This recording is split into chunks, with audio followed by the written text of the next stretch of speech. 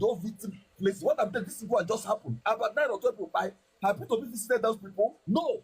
Have people condemned the atrocities of IPOC criminals that are happening in Igbo land? No. How many millions have people give to those victims? Nothing.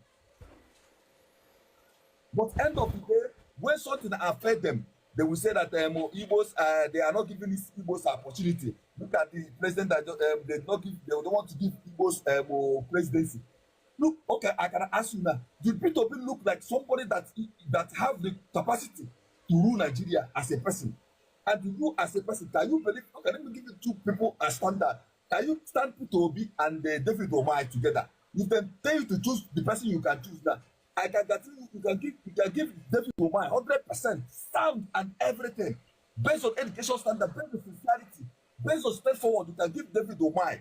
This is not hiding. Peter Obi get the opportunity then because of the Christian vote in which they say Muslim issue then. He used the opportunity to get his vote. Not like people like him. People do not verify, but people use the opportunity of that Muslim to give him that ticket. Peter Obi is not the standard of Nigeria president because this guy had a fund of 8 years.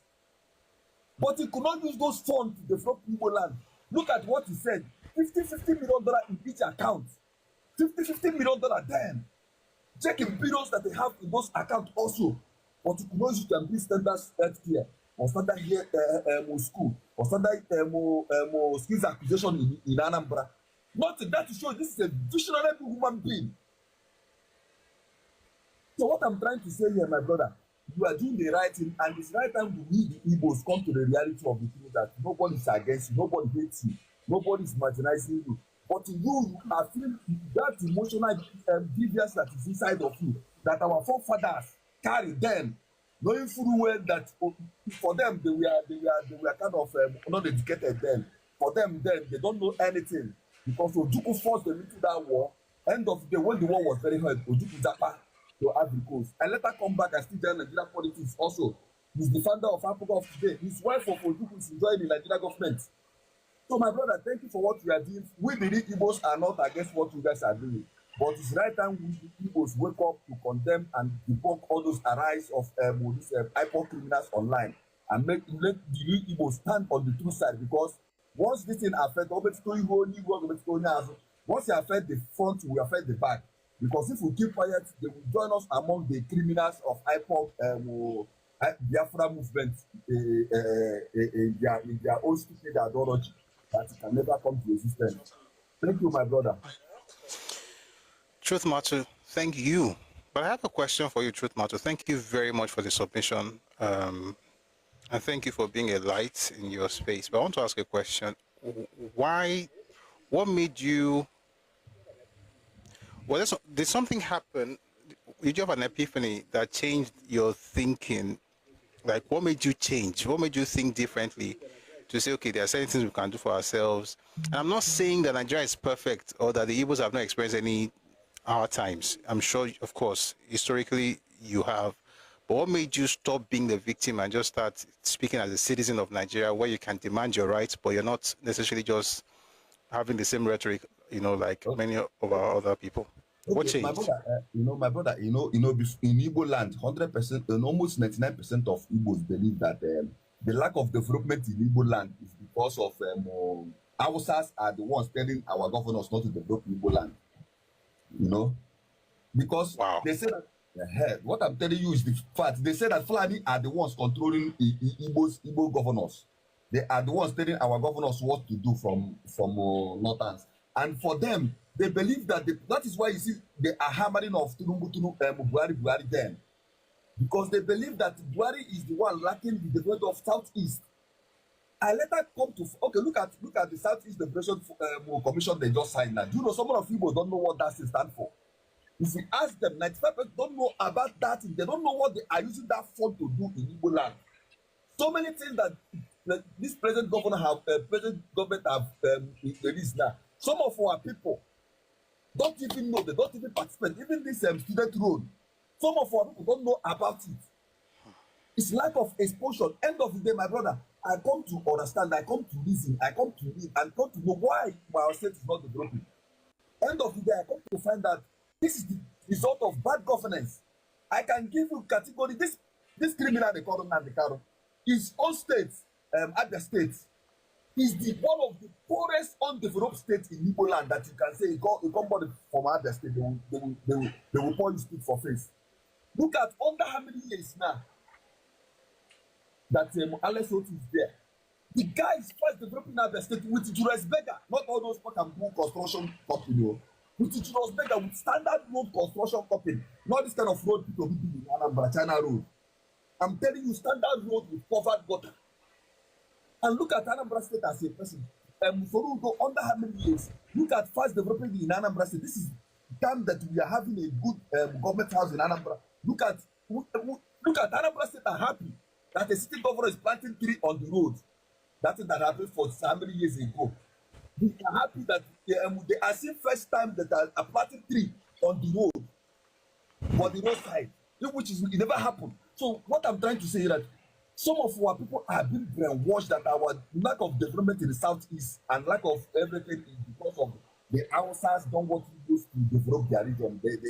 They hold us down. If we develop our region, then we leave Nigeria. So I come to find out that this is the lie.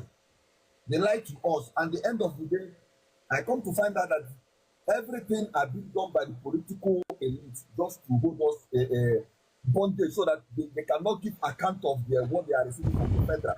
Some of our senators, look at any Nyabere have been in the Senate for how many years? Can I tell you no constitutional project that any Nyabere have visited in Igbo land? But is there supporting Nnamdi Kanu? Is there visiting Nnamdi Kanu? Nothing like school innovation. Nothing like anything like anything. After go and check. Since 1990 something, any Nyabere have been there. No single project. So what are we saying here? So it takes some of our people that can be exposed with their, remove that bodies of hate. That's all. Okay, if you look at this criminal, they call him Nnamdi, look at what he's saying. You know that this guy is born of hate.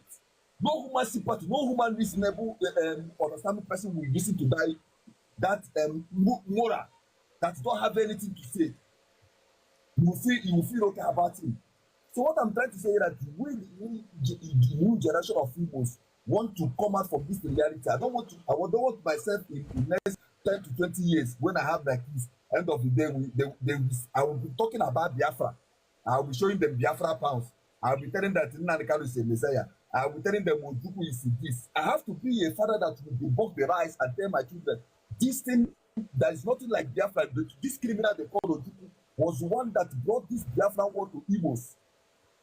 Some of our forefathers, they don't know anything. They believe that this guy is a messiah. They believe that this guy is fighting a just cause, without knowing that this guy is just a greedy for power.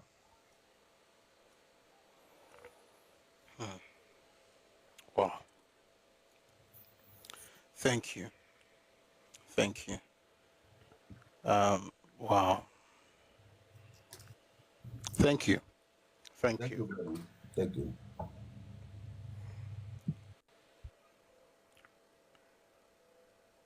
You see, there's nothing to say. Just thank you. And I hope your Bible should remember that there are people like this when we speak. So sometimes when you hold back, it's not because you don't know what to say. Number one is because you have to be true to yourself as an Awolowo. Number two, you also have to remember that there are people like Truth Matter.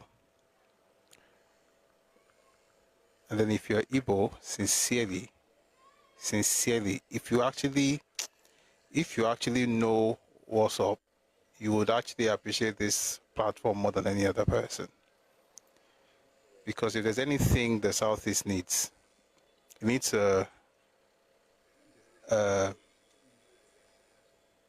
like a new generation of folks who know that they are citizens of Nigeria and they are not victims of anything.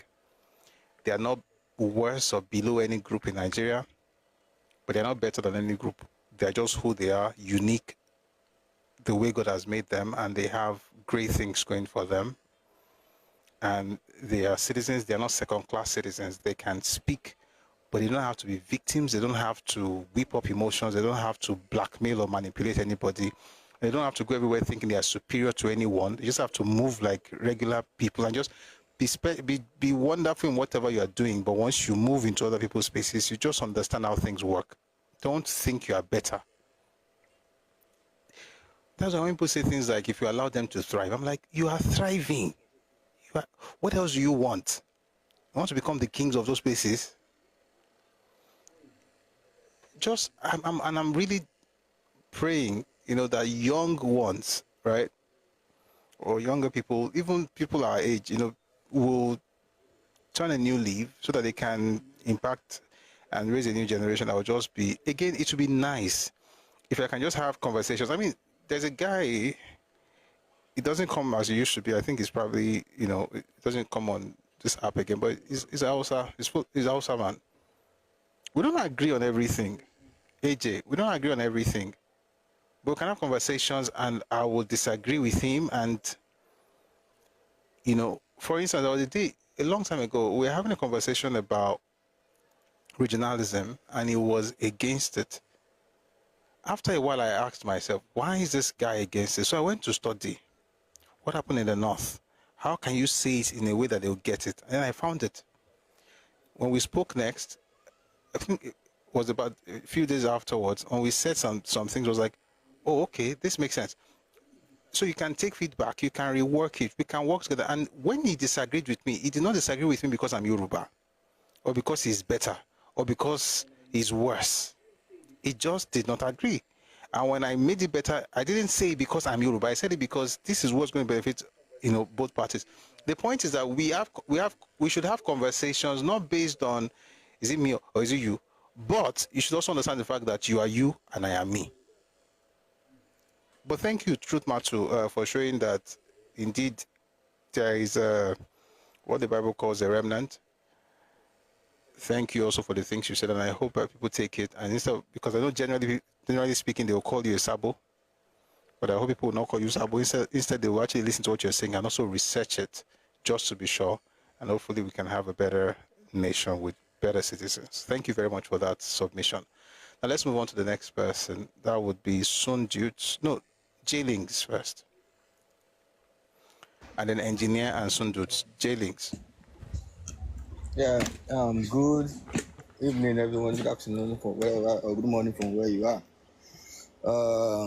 That was a massive let me call it engagement from the last speaker, and I really appreciate from. I have a few questions for him, but then it's fine. I think he has said a lot that we should all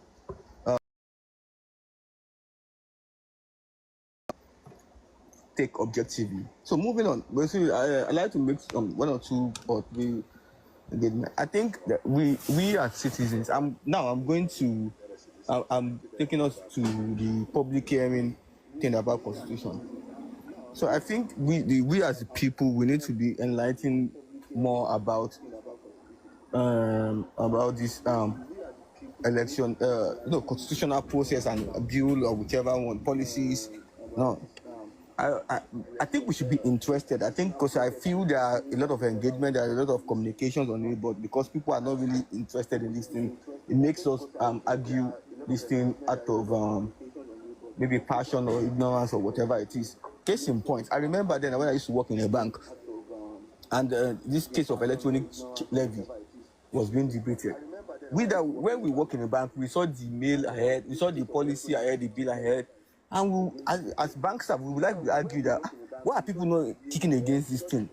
When they started proposing it, that they're going to be charging 15 a certain amount, we will work in the bank, we read the news, they will pass the communication that we should be aware of what's going on and all. And I will be wondering why the people are not kicking against this thing. Lo and behold, this thing was passed into law.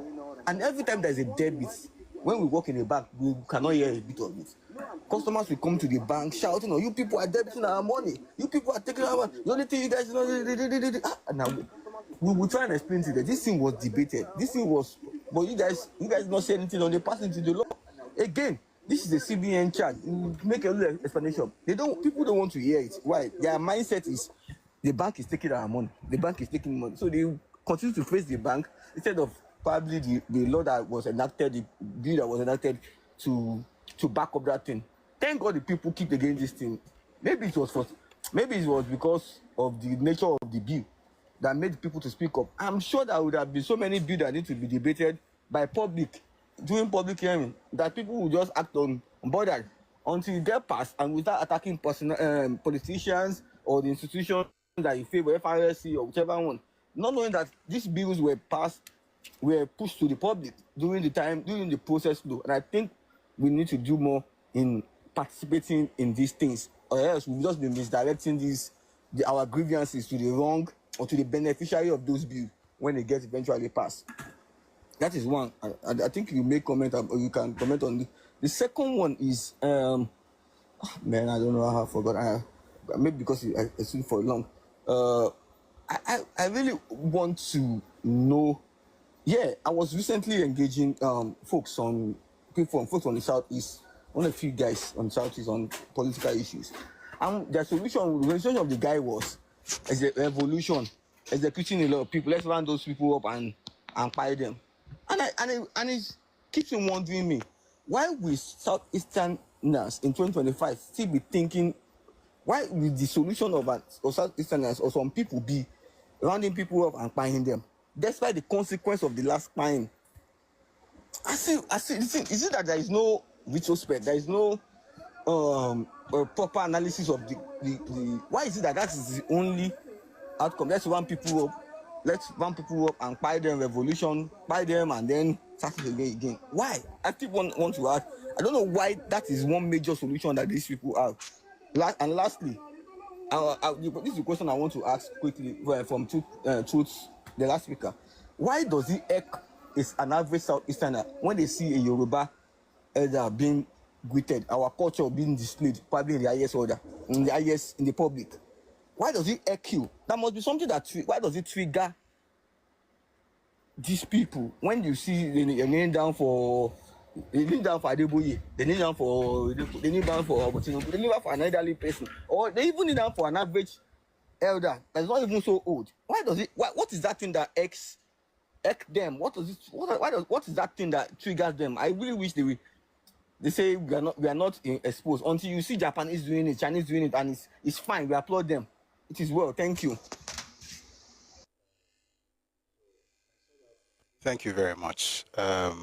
So I saw that thing. I didn't talk about it, but you brought it up. The president was with himself and his wife. They were talking to Super Falcon's team, and some people were kneeling down, and folks were like, "Oh, this is wrong." And I'm like, so I think two things. Number one, the person who is against it, most times they would like to have it, but they can't demand it because it's against their culture.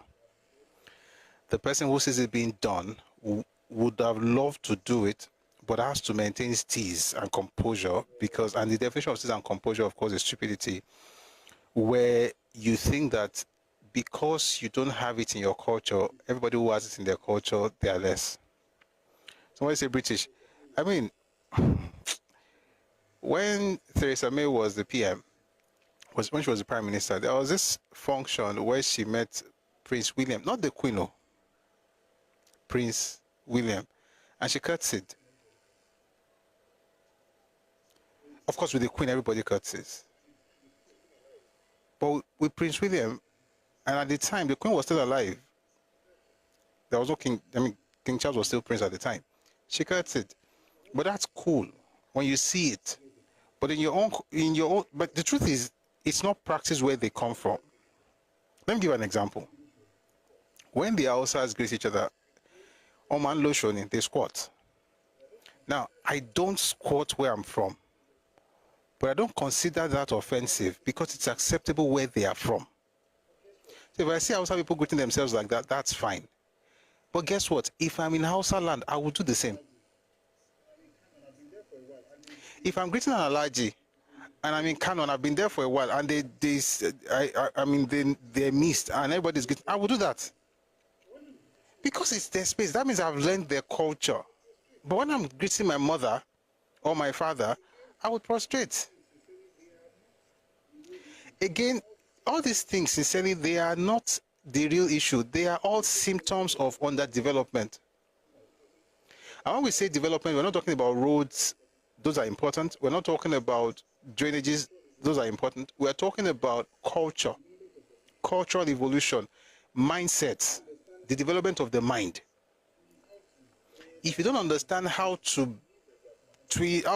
bend and adapt in different spaces, it means that you are from an underdeveloped culture. Meanwhile, the folks who insulted those ladies for greeting the president the way he did, you saw them licking Nnamdi Kanu's pee, prostrating, kneeling down because he's a Lord and Savior. So I bow to no man, but they bow to Nnamdi Kanu. But the truth is, you don't have to do it in your culture. You don't. But when you see other people doing it, why is that your problem? If not that you have inferiority complex. That's the truth. It's actually inferiority. You see it, you will like it, but you know if it betray your culture of no respect. It's like a group of trants, thugs. You have to be, hey, what's up, what's up, what's up. So when you see Awolowo, you begin to feel like, Kigani. It's just a group of trants, to be honest. And there's nothing wrong with what the girls did. And I wonder why. Why can't people just evolve in cultures? But then again, it is what it is. It is what it is. Thank you very much for that. Even the Queen courtesy to Emperor El Selassie. Thank you, my battlefield. That's true. That's true. And one other thing I want to say before we go to the next speaker. Have you guys noticed that most ancient cultures, you have that thing of respect? I've not seen any that doesn't do it. If there are, please let me know. I don't know any, whether it's Japan or China or Korea. Those ones are even, the one is too much. Japan would do it in such a way that the chest will want to touch the ground. Now, the way they do it in Japan is different from the way we do it, but the concept is the concept of respect. It's the concept of respect. It's not so much about whether you prostrate. We prostrate. Indians, those ones, they will, especially with their mothers, they will touch the leg, the foot of the mom when they are greeting. So respect comes in different ways, but what I've noticed about Asian cultures is that all of them that I know, if you know anyone that's different, please let me know. But all the ones I know, the respect you have to see the gesture, a physical gesture. Please write the one you know, a physical gesture. In order to say, you can't say, people say things like a person could be prostrating physically, but they are standing inside. That's their business. Physically, they have to see what it is you claim to have. You say you respect me. How do you show it? You could bow, you could curtsy, you could prostrate. They're not ancient people. That's the point. If they are ancient, they will have that. And there are two things that causes that will give you that thing. Number one, there is the fact that you are ancient. Number two, the fact that you have centralized structure within your ethnic group. And that's also another thing I've noticed in all the examples I gave earlier. It devolves. So you have the king, and then you have to respect the king. So the way you do the king, by the time the man gets home, he's the king of that place. So there's a way you greet that person. When you go to work, the owner of the business is the king of that business. So you have to defer to him. That structure that you see in almost all these ancient cultures, you see it that everybody always respects, you do this, you do that, because there's a clear organogram, there's a clear hierarchy of things in their society. But when you come from places where I bow to no one, is it literally because, again, there is no centralized authority? Even in small spaces, everybody is the head, is the king in his own home, which is a problem. Because if all of us are kings, then there's no leader. I mean, we are all kings, but the kingship, for instance, in all the cultures I mentioned, you are the head of your home, but it's a reflection of what. Now you are the head of your home, but there's nobody to bring all the heads together to do anything. And you can't really build stuff as anything. That's why I'm again, no offense meant, but you cannot build cities in such spaces. You see, all this respect, prostrate, it goes deep. If you look and you don't have any city built in your place that is older than 200 years, But they built Ibadan. What am I saying? All the cities that you know in Yoruba land today, all the major cities you know in Yoruba land today, were built before the British arrived. All. Whatever you see that happened over time is like they're building on what was built at the time. But all of them, whether it's Abeokuta, Ibadan, Ife, or Egba, everywhere, Ondo town, Ekiti, different towns in Ekiti, all those places were built before the British. One of the things that make you do that kind of thing is that in your society, you have a structure. You have a structure. The structure that recognizes authority. This person is above me. That person is above me. Then we have this person. Then there is a king. And then from him, all of us, we find our space. Once you do that, then that person at the top can issue a directive. You guys build this. Then you have a foreman. And then you have a supervisor. And then you work based on that. That's how cities are built. Whether it's Rome or it's England or London or it's Ife, everywhere, that's how they built it. If you hate order, you hate hierarchy, you hate the concept of organograms, you cannot build a city. The first city, with all due respect, the first city that was built in the southeastern part of Nigeria was built by the British. It says a lot. And I'm trying not to go into, we don't have to explain everything, but you get the point. It says a lot. If the first cities were built, was just one. The closest thing to it was Onitsha. That's the closest thing to a city was Onitsha. And even Onitsha, the description of Onitsha in the 1850s was not very cool. All I'm saying is that all these little things, why do I prostrate? You are acknowledging seniority. And a society where seniority is not acknowledged, or where order and structure are abhorred, is a society that cannot develop, because everybody is a king to himself. Even the Bible says that there was a time in Israel where everybody was just doing what they liked, because everybody was a king to themselves. There's no structure. We're all kings. So anyway, culture of respect, there's nothing wrong with it. We might do it in different ways. If you go to Hausa land and you see them squatting, and you're a Yoruba person, your job is to do what? Squat. You can't say, I prostrate where I come from. Nobody cares. You're in Hausa land, you squat. When you come back home, you prostrate. It means that you have evolved, you are developed enough to understand that copying that culture in their space does not in any way erode what you have. As a matter of fact, it reinforces the idea that you are developed where you are coming from. Those who can't do it, they are from underdeveloped cultures. Simple as ABC. All right, we have two more people. Then we'll see what we can do with NYM before we go. Yes, when you're in Rome, behave like a Roman. Engineer Ahmed.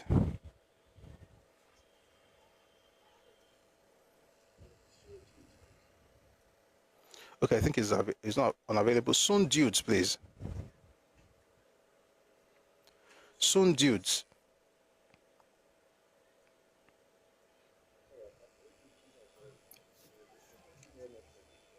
All right, I don't think either of them is available, but thank you very much for being here. Who is that? Hello, can you hear me? Okay, we can hear you now, yeah. Engineer Ahmed here. Good evening.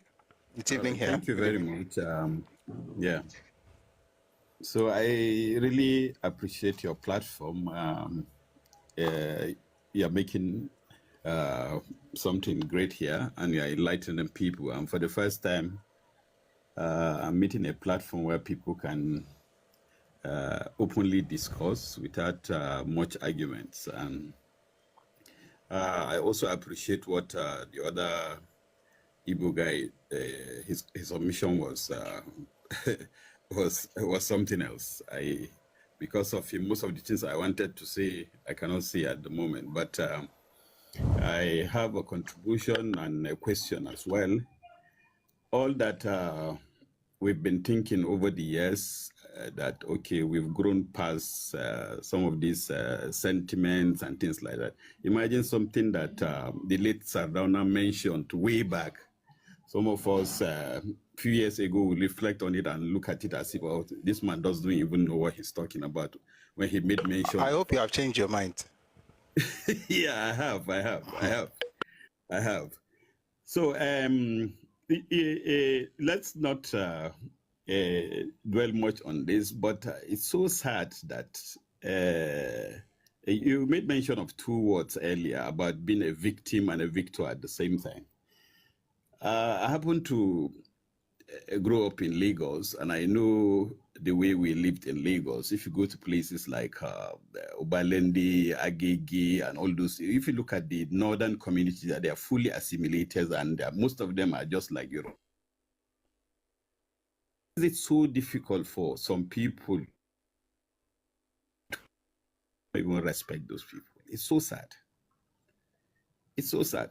When you go up country, you go to Sokoto, you go to Kano, you go to Kaduna. There are areas in Kaduna that, and they are fully assimilated. They share cultures with the indigenous and everything, and they respect each other. And I respect the fact that you say when you go to Kano and this is the way they greet you. When you meet people and their ways and their values, you respect that. That's even locally within this country. If you travel out, most of these places we have issues with our Nigerian passport, from Thailand to South Africa, and even most recently Ghana. It's a shame. The moment you show your passport, they look at you. And where is it coming from? It's not coming from Southwest or the northern part of this country. The way they whisk you from the airport, take you to a special room to search you and just make you look different. It's so sad. So I don't know what your input is going to be on this about issue of South Africa and Ghana, because I've been going through this trend. Why would somebody go somewhere and you're making you're making your livelihood there? Why don't you just respect these people and just do what you're supposed to do? So I don't know, with your experience, I know you're well versed in all these things. I don't know what you say regarding that. And lastly, my contribution before you you respond to that is that the political scheming and machination in this country has shown that the Igbos or the Southwest have not even learned anything politically. Why do I say so? Despite the dismal performance of Buhari did it, we, to the fact that yes, we can play our politics and we can have alliances and things like that. But some people think that they must get this power by force. It doesn't work that way. By going online, insulting people, and look at what the APC did for Bola Tinubu to come on board. They lied low. They form alliances to make sure they get to where they want to get to, and they succeeded. But you think by just condemning people and insulting them over the media, and you cannot form alliance, you cannot make compromises, then you can take power, or people will just give you the power at a platter of gold? It doesn't work like that. So they should, that's why I really appreciated the last guy's contribution, that Truth Me Too guy. At least he's been able to say a lot of things that I wanted to say. I know Lagos very well. I know Southwest, but the moment I'm going to Lagos, I'm very, very comfortable. But you cannot give me a project to go to Southeast. I'll be very apprehensive. It is well. It is well. Thank you very much, engineer. Thank you for that submission. I really appreciate it. Yeah. What was your first question, please? Okay, why did they go everywhere doing what they're doing? Yes. Yeah, I so thought maybe it's a local thing, you understand? Maybe so it's if I say I said the other day, somebody said it's not true, but it's the truth. See, now before I say, let me preface what I'm about to say with this statement. There are no perfect cultures in the world, okay? Yoruba is not perfect. I'm Yoruba, proudly so, but I'm not from, it's not a perfect culture, but it's a developed culture.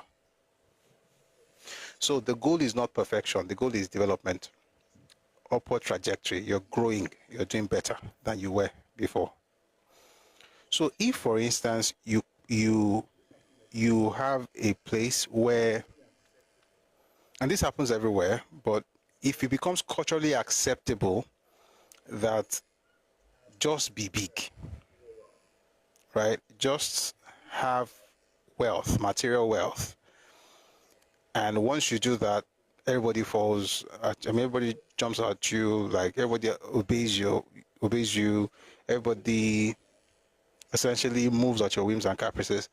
Once you have that, then what it means basically is that you will do anything to make that money. And I'll tell you why I'm saying this.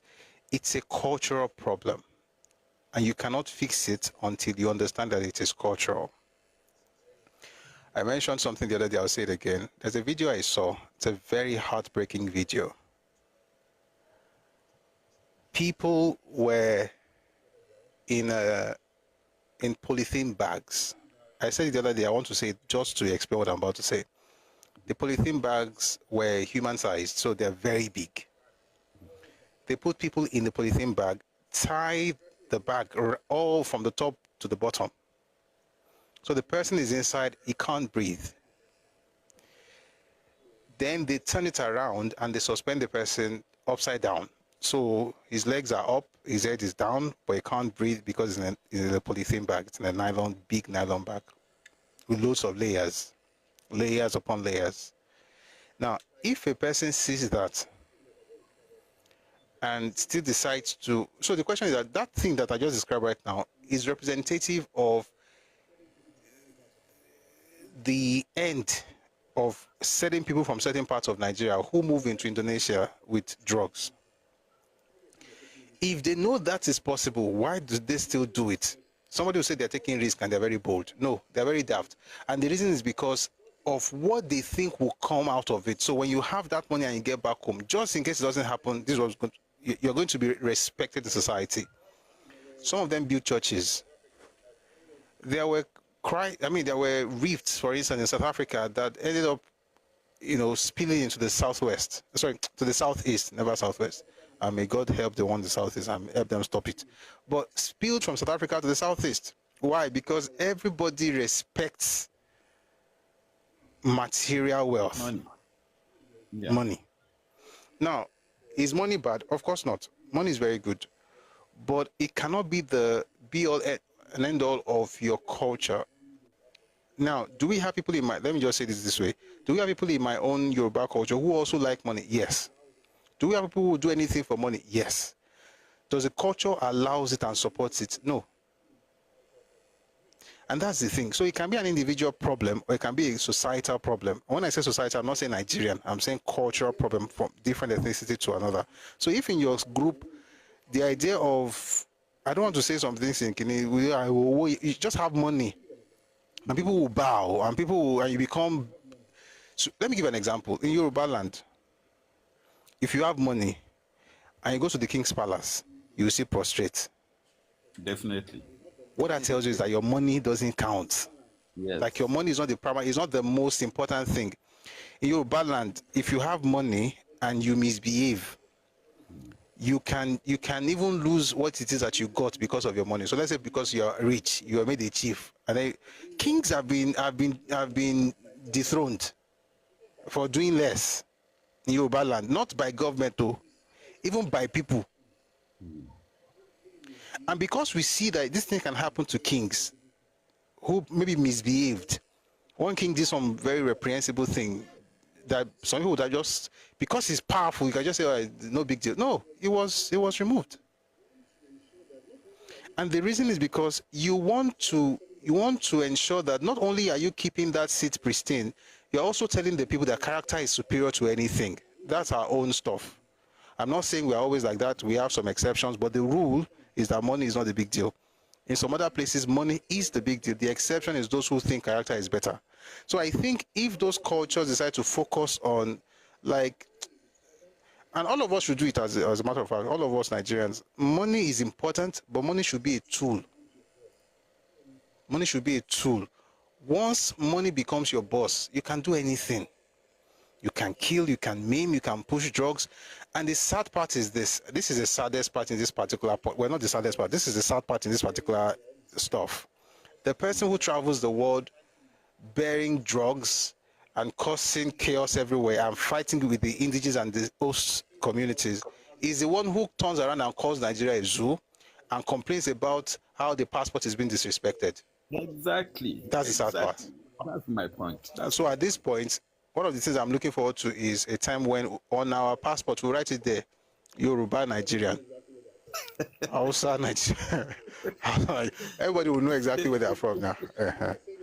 So it will be easy because, to be honest, there's some people are saying it now abroad. Happening in Ghana because they are beginning to identify them in Ghana. Yeah. They are beginning to know. Even in South Africa, they are beginning to know. Please power tap on TikTok. Yes, they are knowing everybody is talking about the difference. That the difference is like, oh, we know this group. Also, people have been in Ghana, and I said it the other day, Alaji Dantata, the first one, Alasan Dantata. Yes. No, the first one that became very big.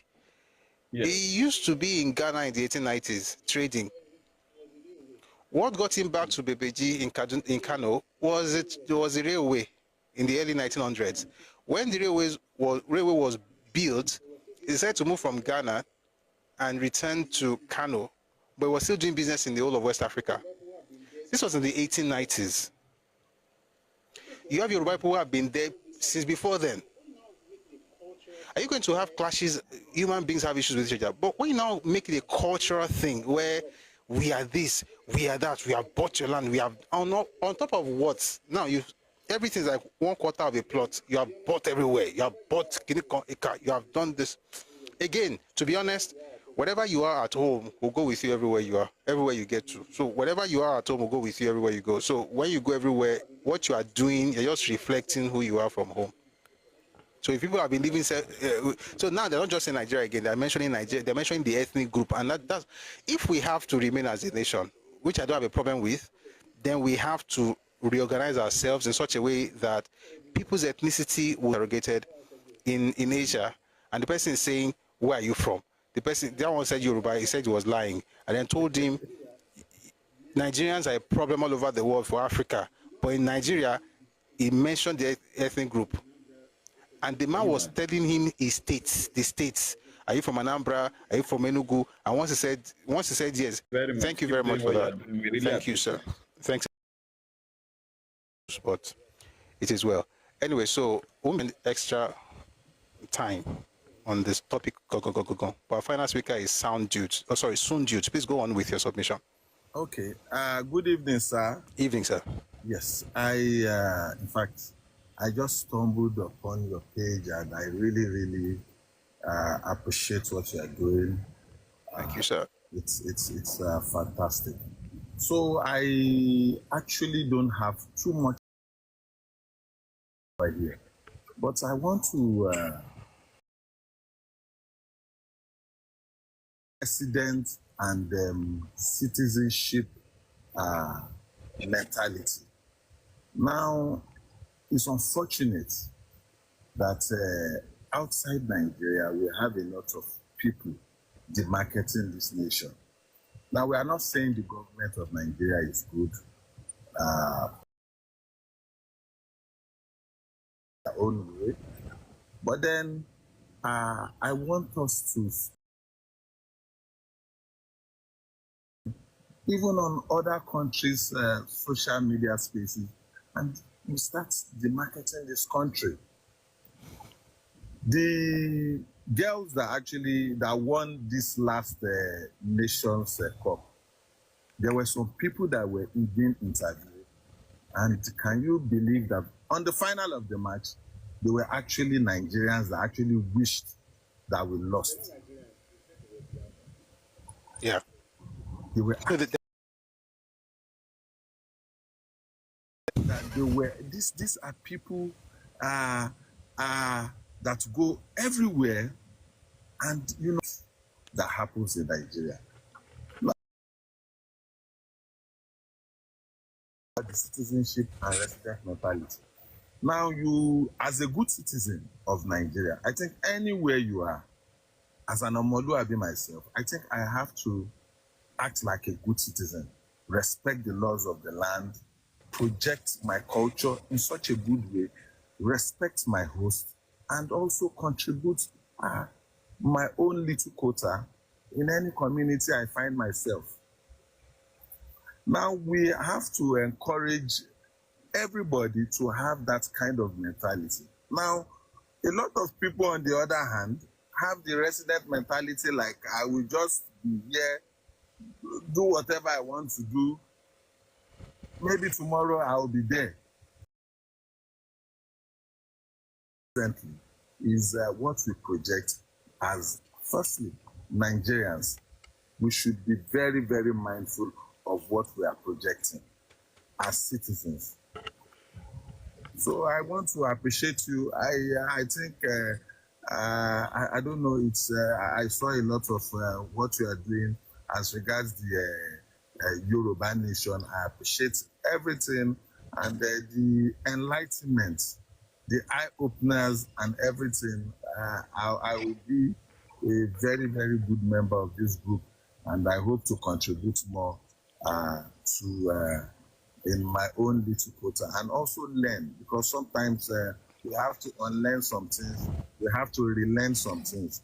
So I once more want to appreciate you, and that is my own little contribution. Thank you very much. Thank you very much, Son Dudes. Thank you so much for that submission. I really appreciate it, and thank you for your kind words. Yeah, we're going to do well by the grace of God. Thank you very much. We do have the sessions. So we used to have it every day, but like I said, we're not meeting. We're not going to be here tomorrow and on Friday. But I'm going to miss you guys, Shao. I won't lie. But we'll be here on Monday, and then on Monday we'll now. I know that going forward from next week we'll have at least 3 times a week, at most 4, because there's something coming, and you know about it. It's I have to spend some time to study and to also write. So I'm going to need like another 1 or 2 days, but 3 to 4 days a week we'll be meeting. But let me just say that let me thank everybody who has been here all the while. Everyone in the comment section, whether on YouTube or TikTok, thank you very much for being here. Thank you for your support. I also noticed that we're on 336.3k likes on TikTok, which is a feat that I'm very proud of. So let me clap for all of us. Thank you. Thank you. These things help the life, and that's why you hear people like Son Dude say things like, I just saw it, I just stumbled on it. See, that stumbling thing that people say happens because you clicked. It happens because you tapped. So when you tap, then TikTok is able to recommend it to other people, and then they just stumble on it. That stumbling is because you tapped. So thank you very much for tapping. If you're on YouTube, please like and subscribe to the channel, and also like the live so that other people will also see it. We can do exactly what we're doing here on TikTok, and you can also, heart the like, just like it. There's an icon, right of the screen, down right. Thank you very much for being here. We're going to move to the next section now. We're going to be talking about the Nigerian youth movement. So I'm going to give you a recap of what we've done so far, but let me get our folks down. So all the people that came up to speak, thank you very much for being here. And thank you for sharing your thoughts. Engineer, Sun Juice, J-Links, everyone who came earlier, thank you very much for sharing your thoughts with us. And Truth Matter as well. And where we're going now is a bit political. There's going to be a lot of big, but it's because we are studying Awolowo. So for some time now, by the way, this is part 6, and it's 6:14 p.m. So I know I'm going to spend extra 30 minutes. Not 30 minutes from now, or 30 minutes from when we're supposed to close. So Tisha was saying, what's my new account? IB Flow on YouTube. It's still Busui Oris.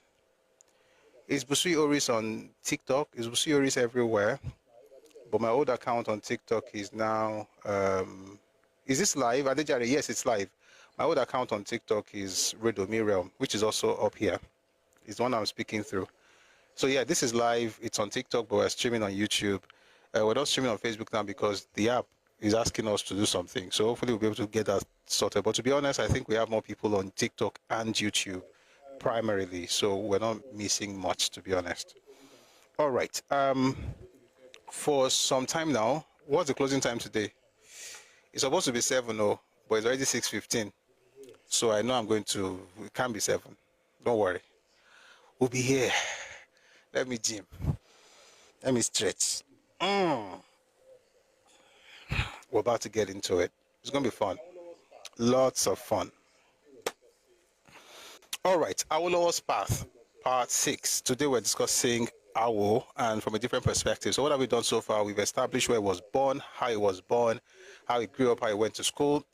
Whether you're Yoruba or not, you're going to enjoy this. Closing should be 9 p.m. I started earlier, you came late. Today we even started earlier than we normally used to. So we started before 2. We had music for about 30 minutes. You came late. So we said early. I'm not saying till 9, no. Where was I? Yeah, so whether you're Yoruba or not, this you should know, and I'll tell you why. Because this particular person, and just in case people have been asking me, who is Papa? When I say Papa, it's because I don't call him by name, but Chief Obafemi Awolowo is. So when I say Papa, I'm talking about him. Is the most, as far as I am concerned, and also from history, and not just from my opinion, also from opinions of many thought leaders. As when you talk about political philosophies on the continent of Africa, I will tell you, he's one of the top 3, and he's not number 2, and he's not number 3. That's who Papa is. Is the brightest mind as far as politics is concerned, and the way he espoused it in a multi-ethnic country like Nigeria. So we're studying him, not just his politics, but also his birth, his childhood, in order to have an idea how he became what he became. So what have we learned so far? We learned that, of course, he was born on March, because I thought March 9, but I knew it's 2 weeks before I was born. By the way, that's the way of telling you my birthday. Not my birthday, yeah. I was born 2 weeks after Awo. So Awo was born March 6, 1909 in Ikene, in Ogun State, and his father was Evisho Polu, his mother was Efunyela, who also became Mary after she was baptized. I went to school like every other child, but after his dad died when he was around 10 years old, he couldn't go to school. He had to relocate to Abeokuta, lived with his uncle and his grandmother, had to do all kinds of things in order to get to school. He had to work as, surely you were not born 2 weeks after. Did you catch that? I was born 2 weeks after. But I'm sure you get the point. All right. I was talking about birthday, not date of birth, by the way. All right. So he worked as a laborer. He worked as a houseboy, just trying to get enough money to be able to finish school. And eventually, worked, spices, spices in the just low. So he went to, he had to sell firewood, he had to fetch water to sell, but eventually he was able to get what he wanted. And at the age of 17, he finished primary school. No, March 20. 2 weeks is 6 plus 14. Always March 6 and March 20. All right, so back to Awo. So he finished primary school in 1926. Then he went on to secondary school, Wesley College in Ibadan, but he only spent 1 year. Well, not secondary school actually, it was supposed to be teacher training college, but he spent a year, and then he preferred to go into shorthand typing. So he did some work as a teacher for about 2 years, and then he started working for a company, a German company in Lagos. After a while, he was laid off because the German company wanted somebody that nepotism, know me, I know you. Eventually, he was back in Ibadan, working in the same school he had trained in. He worked as a clerk. So he worked as a teacher, a typist, a clerk. And then eventually, he got into journalism writing, and then from journalism, that couldn't pay much. Then, by the way, it was while he was a journalist that he first met Dr. Nnamdi Azikiwe. Azikiwe was then just a 30-year-old guy who returned to Nigeria. This was 1934. And Awolowo was covering the event. Was there to cover the event. That was the first time they met, and he considered him to be very bright, brilliant. He was an orator. Although he used big words, I had to look for a dictionary to understand what he's saying. But then again, for his time, it was really, even for any time, he was a great speaker.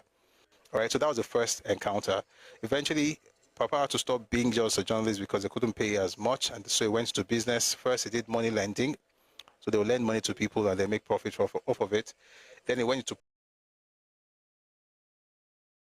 transportation. So Papa did work as NURTW. He was even the secretary of the association. And that's also one of the reasons I was saying yesterday jokingly that we shouldn't look down on anybody because you never can tell. Let me just quickly read something from his life in the 1930s. 1930s. 1930s. It says, I was secretary of the Nigerian Youth Movement, Ibadan branch, and that's what we're talking about today, Nigerian Youth Movement. Executive member of the Yaba Club, assistant general secretary of the Nigerian Motor Transport Union, and the secretary of its Ibadan branch. Secretary of the Ibadan branch of the Nigeria Produce Traders Association. So it was buying produce. Basically, you buy either from the farmers and sell to the big companies, or you buy from the mercantile houses and then you sell to, bigger firms. Essentially, he got into that because he raised money from friends. They started this corporation. It had this very interesting name. I should quickly look for it. Progressive Economic Corporation. So they put money together, but it was the agent. It was one buying. And they made a lot of money and they were doing so well. Everybody got their money back. And then they reinvested some money for the next, season. And everybody projected that they were going to make a lot of profit. But then there was a bust and everybody lost money. And that was how the company came to a screeching halt. At that point, everybody lost money. And then it was around the same time he got married to his wife, Madam Hannah Idowudideolu Awolowo ni Adelana. He got married at the age of 26. It was in December of 1937. And then, of course, he was still in debt. But then he said something that I think I should quickly say on this matter. On the matter of the debt, people were asking for their money back. And then after a while, he had to consult with the lawyer, and eventually had to do some research. And then he came to the point where he said to them, listen, I'm not a debtor. We did business together. It didn't work out.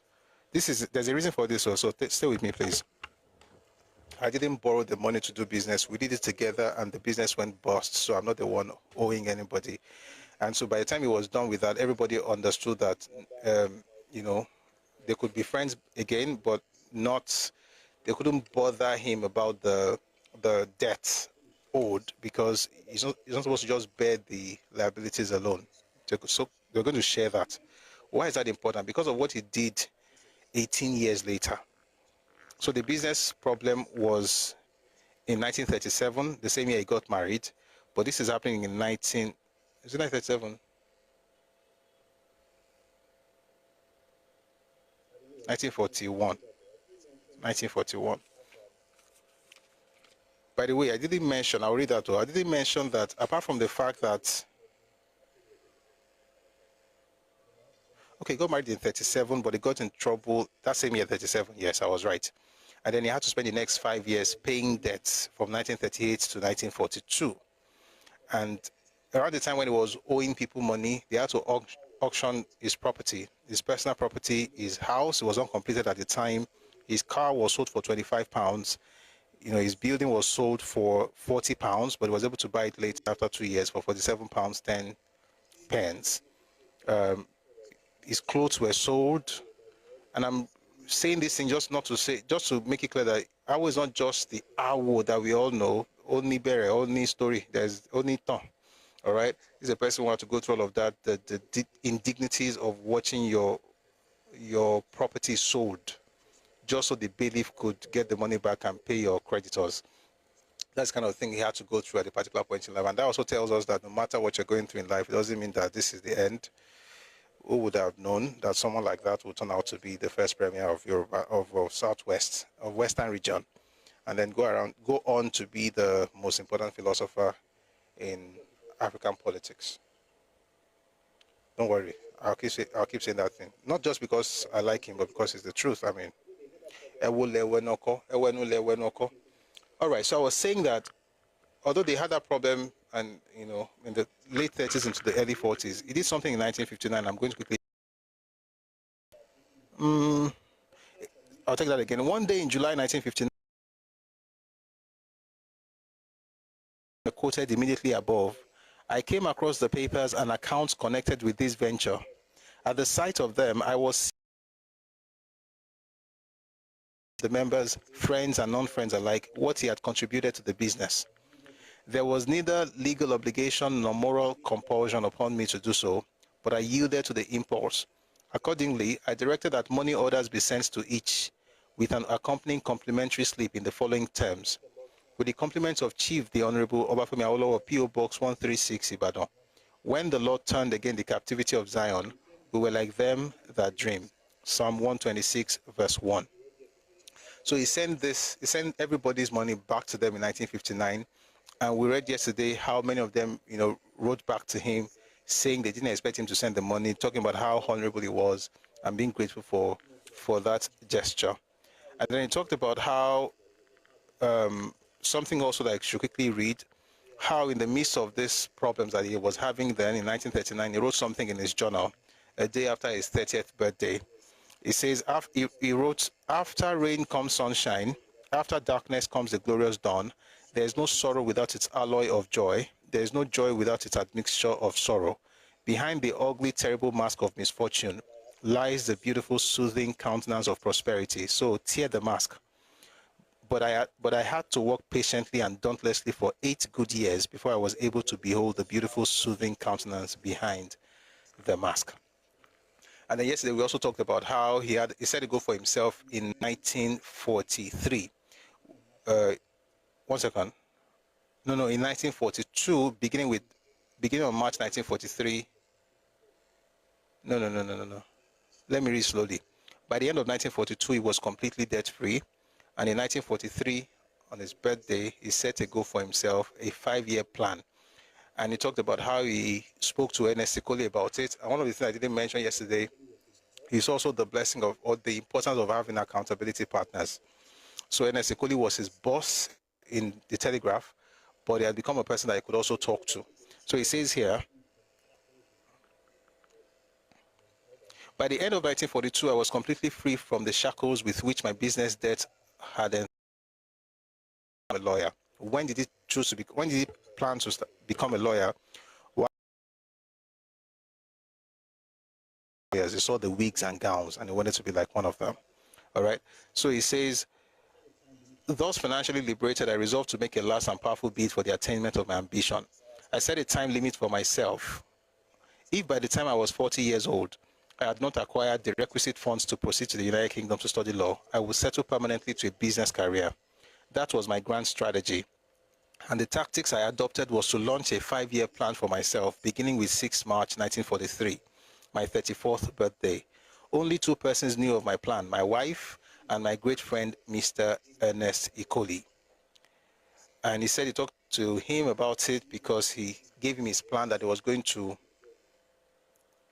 make himself formidable intellectually in the next 4 years. He said, I will make myself formidable intellectually, morally invulnerable, and to make all the money that is possible for a man with my brains and brawn to make in Nigeria, and to acquire a profession.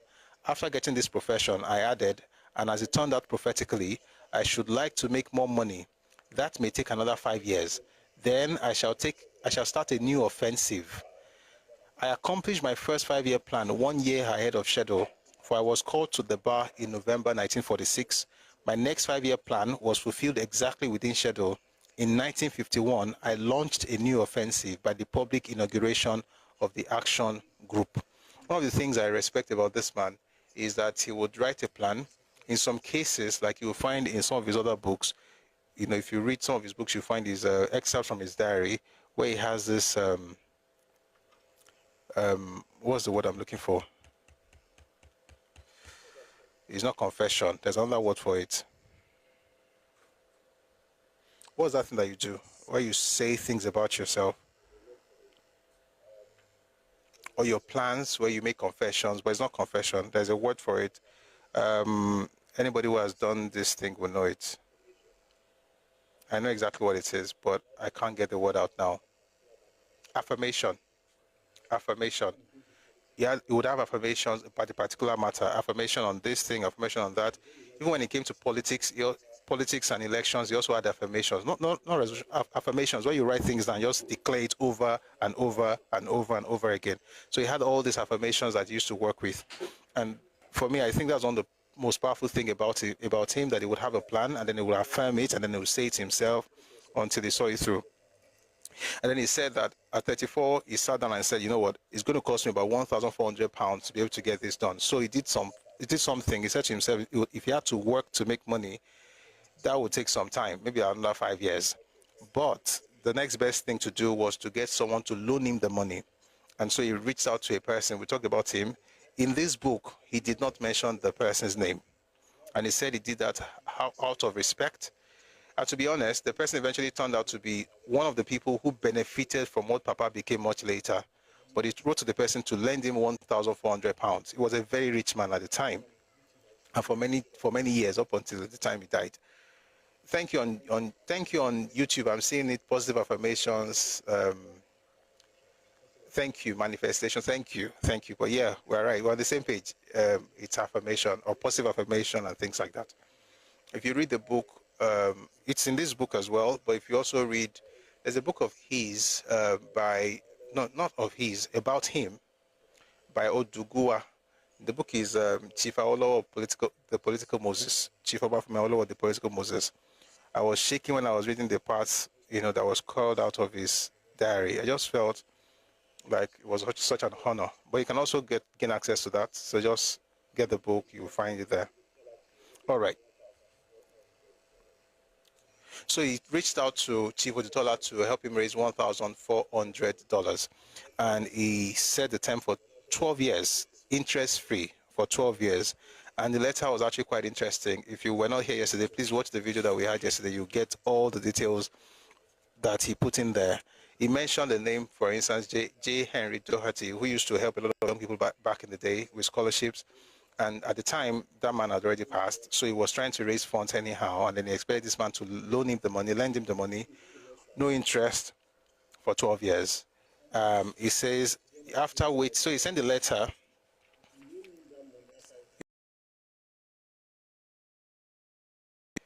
If you loan him that money after reading that letter, that means that you must have faith in this person. So he wrote the letter in 1943, promising that by 1955 he would have finished paying the loan. He sent the letter. 6 weeks after, no reply. He traveled in person, went to meet the man, and he did not get what he wanted. And so from that point, I'll read here, from that moment, I resolved to fight for the next 5 years, if need be, unaided, the long-drawn battle for raising funds to acquire a profession. And then he got an idea and started working on it. So what happened eventually was that in 1943, towards the end of 1943, he was awarded a contract to supply the army units based in Lagos, Ibadan, Kaduna, and Abeokuta with yams and yam flour. And I remember saying something yesterday. A lot of us are educated, we are clean, we speak English. The thing we could bring money, if it be yepe, if it be dirty, we could bring money. So this person who had worked, of course, had a rough beginning, had to be selling a lubo. As a matter of fact, I even worked with transportation companies. So NURCW, about really, Yoruba suppose it's Isale or leg me. So don't look away from opportunities. Whatever God wants to use to bless you, let some money. He borrowed money from his other friends, and he was able to eventually travel to the UK. He also mentioned in this book, in this chapter, how his wife was a rock for him, how she supported him at every turn, and the money she had with him was what he had the assurance that she would be able to take care of the home, trading. And I said yesterday that Mama HID was a major trader in Ibadan. There's a market in Ibadan called Agbeni. It's very close to Ogunpa. Mama commander Agbeni Ogunpa, the same road. By the way, that's also where you have Lebanon Street. I grew up knowing Lebanon Street in Ibadan. Lebanon after the Lebanese who were living in Yoruba land. So we have streets named after foreign people, if they have sense. But we don't have streets named after local people, if they don't have sense. That's by the way. Anyway, Mama was a trader, was a businesswoman. She made a lot of money. And throughout the time that Papa was in the UK, she did not let me read it. Let me read it. My wife, who was expecting a child, assured me that with a small capital in her hands, she would keep the home front contented and happy by trading. It is, I think, pertinent that I should at this juncture say a word or two about my wife and what she has meant to me throughout all the changing fortunes of my life. Since I married her on 26 December 1937, my wife, Hannah Idowudidiolu Awolowo ni Adelano, has been to me a jewel of inestimable value. She is an ideal wife, and I am sure she too regards me as an ideal husband. And we talked about this. He also mentioned how Mama's grandmother herself was a businesswoman, a successful trader, and also Mama's mother was a trader as well. And that also made us discuss yesterday the idea that in Yoruba land, the concept of traditional marriage or traditional wife, traditional husband is not the same thing as what we now hear from young people on social media. You hear people saying things like, if you're a traditional man, you should be a traditional man. And when you ask them, what does it mean? When they tell you the concept of traditional man or woman or husband or wife is literally American. And it's quite sad because if you are deciding what tradition is in your space based on what you saw in a movie or another person's culture, then it means you are lost. The truth of the matter is that Yoruba women, sincerely, with all due respect to foreign women, American, European, Yoruba women are way ahead. And I don't like to compare, but history tells us they are. So, for instance, whilst Yoruba women could be in the palaces of the king as members of the cabinet, and in some cases even become kings, in many cases became regents. Sorry, I have to change the audio source, please. 1 second, please.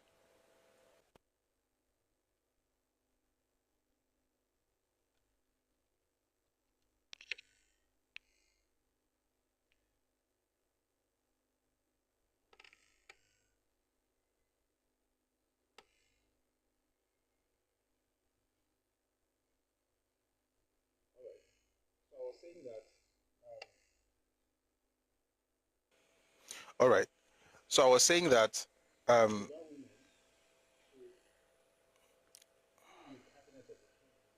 Yoruba women could be in the cabinet of the kings in Yoruba land.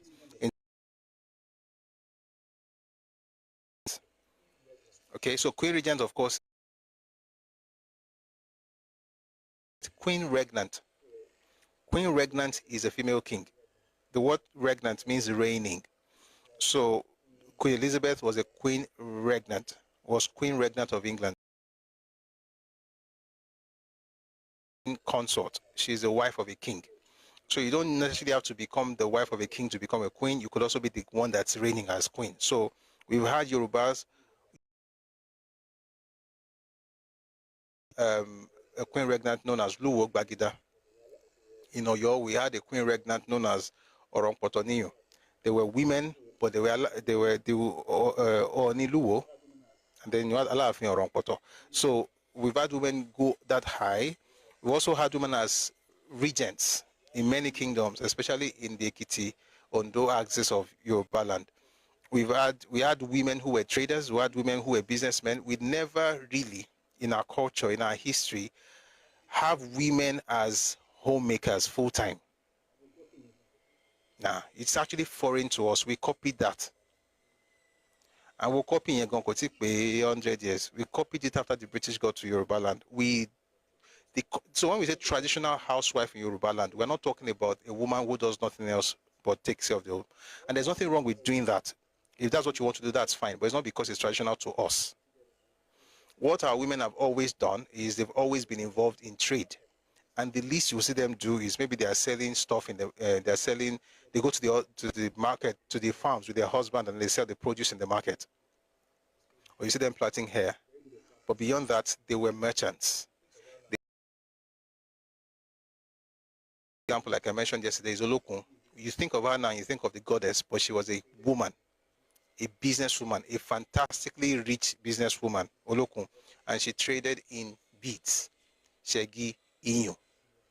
And she lived in the 11th century AD. She was very rich back then. So this is not like it's just yesterday. When you hear the concept of Alajakpa in Yoruba land, it's both men and women traveling long distances to sell. And you have even recent example, well, not so recent, was 1,000 years ago, you have Tinubu, Madam Tinubu, Efroye Tinubu, you have people like Funshetan Niwura in Ibadan. You have these women who dominated the market space, right? Efroye, Funshetan, for instance, had over 2,000 slaves because she had big farms. I just have children. And if you come to recent times, in recent times, you have loads and loads of them. You have them in agriculture, you have them in banking, you have them in business, you have them in oil. And before this set, the one before this set is the ones who worked with people like Herbert Macaulay, the leader of the market women in Lagos in Herbert Macaulay's days. In fact, the Market Association was part of what formed the NCNC, which explains why NCNC won the 5 seats in Lagos in the 1951 elections.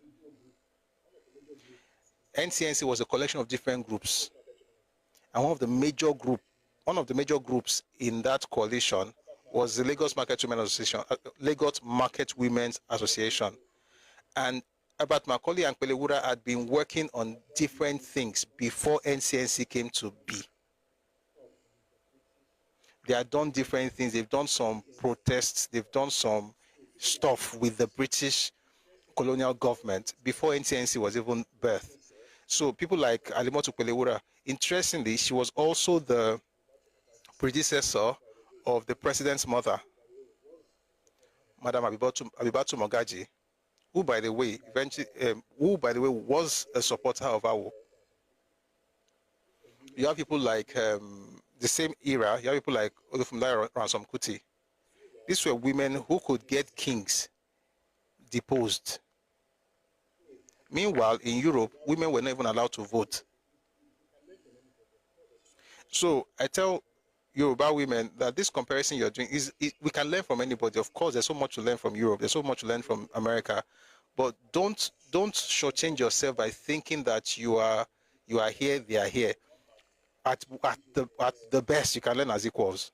You can be equals. Okay, I want to learn from you, but not that there's something so special and we don't know anything. No, we are from generations of rich people, and that's also why when people say things about, oh, if you're married, if I'm making money, I'm the woman, I'm making money, I'm not independent. I'm like, were you poor in your family?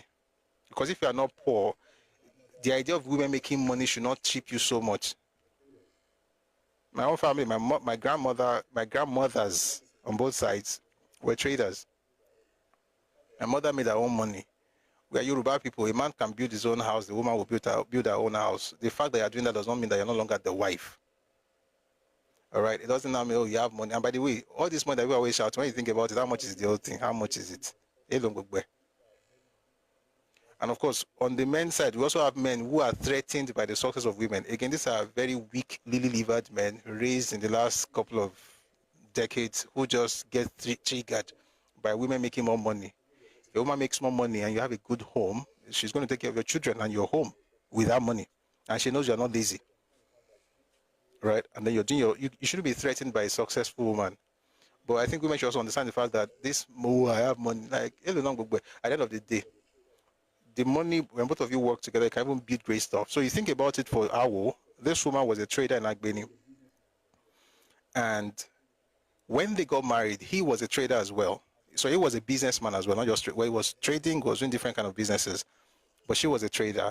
And then they moved from there, and then she became the wife of the premier of the region. But between when they got married and when she became the wife of the premier, there were years where she had to handle things at home. I was watching an interview of Dr.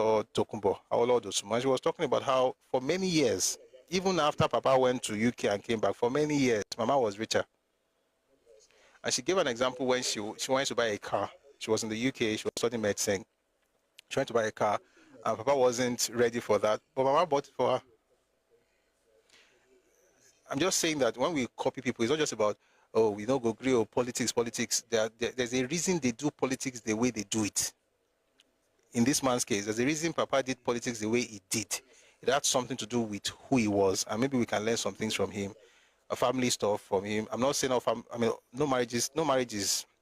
no two marriages are alike, okay? But there are lessons we can pick from different people. And as Yoruba women especially, you are heads and shoulders above many of these people. You had deities. And let me spend some time on this thing, please. Please oblige me, please. You know, our goddesses in Yoruba land, I just want to say this. Our goddesses were, for the most part, our hero. I don't know, sometimes it sounds like heroine or heroine, but you get the point. Female heroes were those who we call our goddesses, and our gods were mostly male heroes. You know, I was having a conversation with my children some days ago, and we're trying to understand the difference between. So they were talking about idols and deities, and we're trying to understand the difference between deities and heroes. In Ifa, the concept of deity in Ifa is that it is the heroes that become deities. That's what Ifa teaches. In your Londorisha, human beings become deities. I'm not saying there are no spirit beings. They are spirit. I'm not talking about Eromole. I'm talking about Orisha. I'm going somewhere with this. And one of the ways I also want to talk to you about people generally, regardless of your religion, when you see, this is what I told my children, this is true, by the way. When you see Ere, there are Eres that are idols. But I assure you, a lot of the Eres you see are actually the pictures of the time. That's a way to have the memory, the image of the person. The same way you have your pictures taken today is the way you have to create a ray for that person, not necessarily for worship or veneration, but just as a way to preserve the image of that person. I'm going somewhere.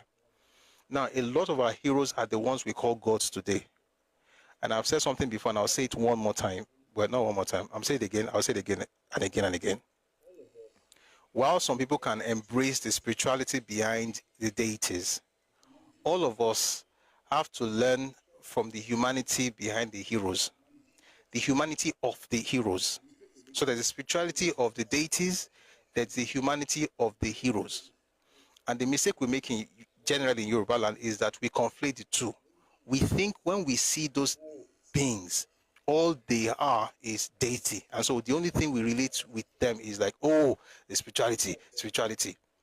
I talk to my children about some of our own ancestors in our own family. A number of them are deities today in Yoruba land.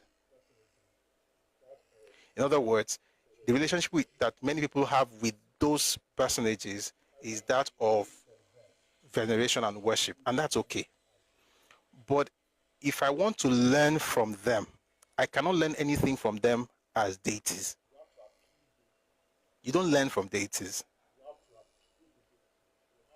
You have to appease deities. You have to appeal to deities. You have to venerate deities. But you can learn from heroes, regardless of your religion. And in Yoruba's case, our heroes are not just men, they're also women. So in our stories, you will have people like Moremi.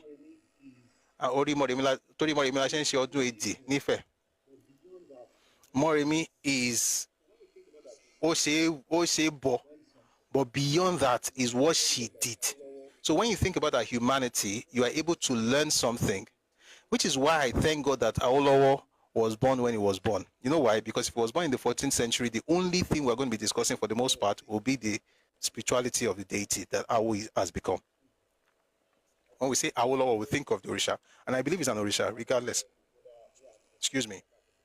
I believe Awo is an Orisha, regardless of whether Teposori is an Orisha. But I'm saying this generally, and I'm going somewhere with this.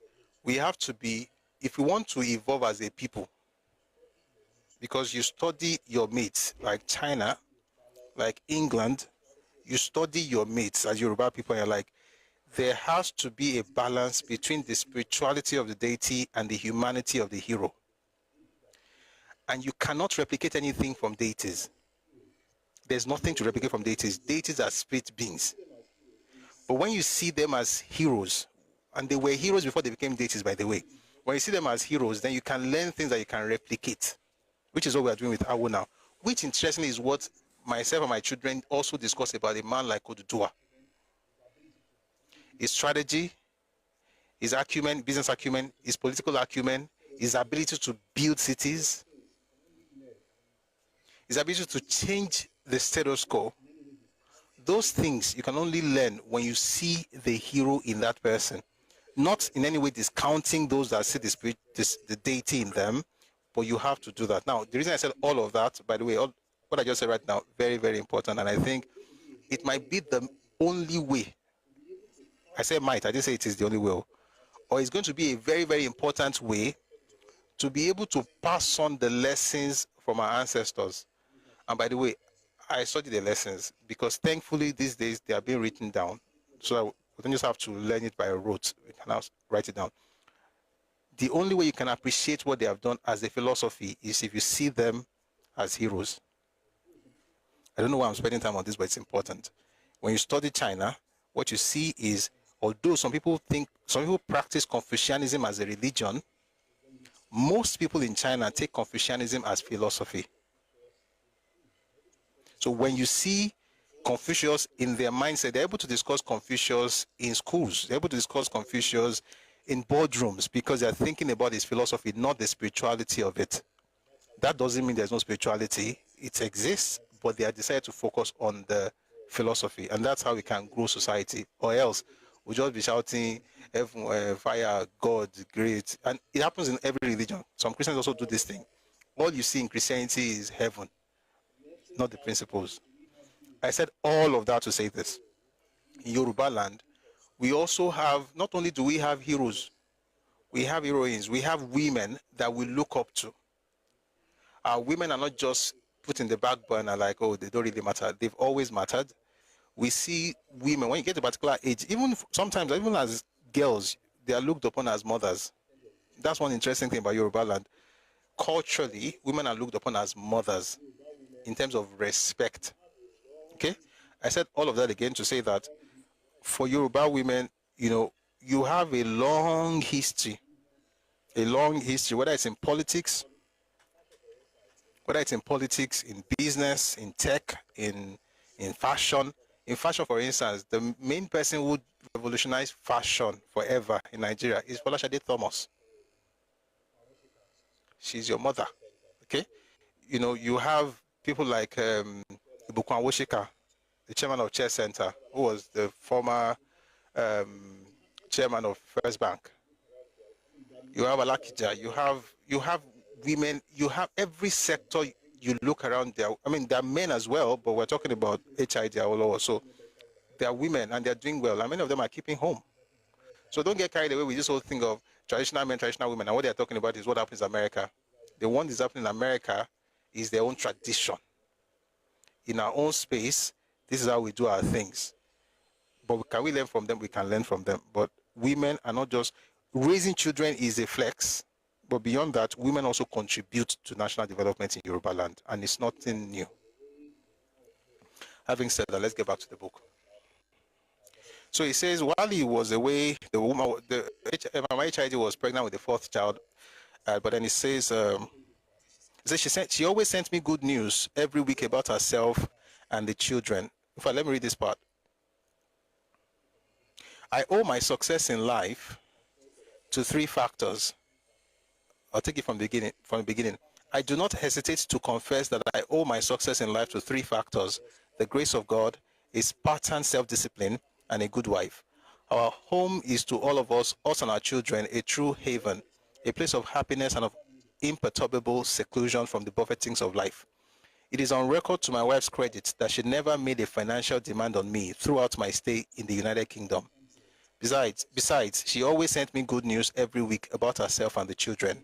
But when I returned home, I learned that she had passed through many anxious times with 4 children, the oldest of whom was only 5 when I left home, and the youngest of whom arrived 4 months after my departure. It is a matter of joy and profound gratitude to Almighty God that our mutual love and devotion has been richly blessed. We have 5 children, 2 boys and 3 girls. And I said the last of the children is Mama Dr. Tokumbo Awolowo Dosunmu, who was an ambassador of Nigeria, I think, to Switzerland or Netherlands, one of those two. You know, let me check. See, here it's better for me not to say something. Once I'm not sure, I have to check so that we don't run with the. I don't want to run with the wrong narrative. 1 second, please.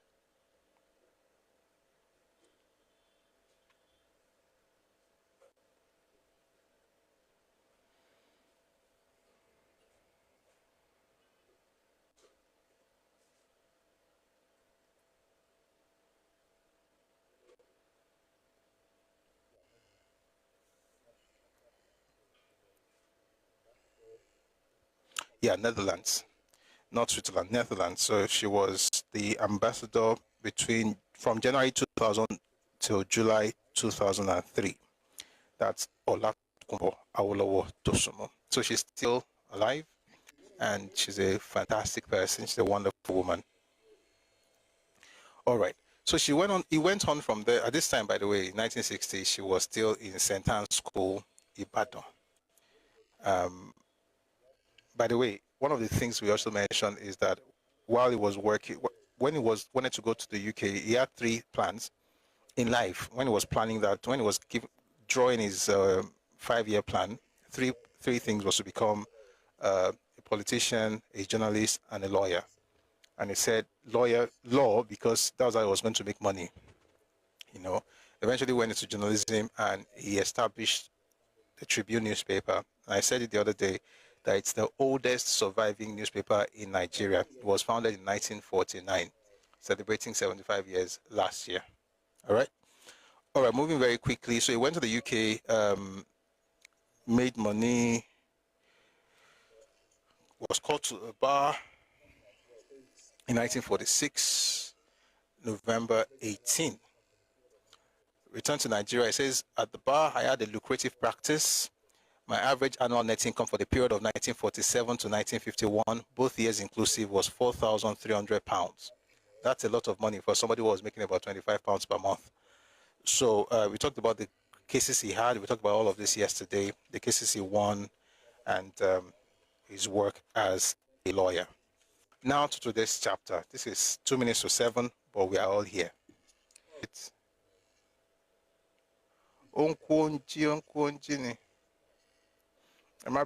to make sure that when people go back to watch, they are able to. YouTube is perfect. Oh, okay. Thank you. Thank you for the feedback. Now let's get back into it. Nigerian youth movement was. If you have any problem with it, Jay, please let me know, because it's looking funny here. But I trust your judgment.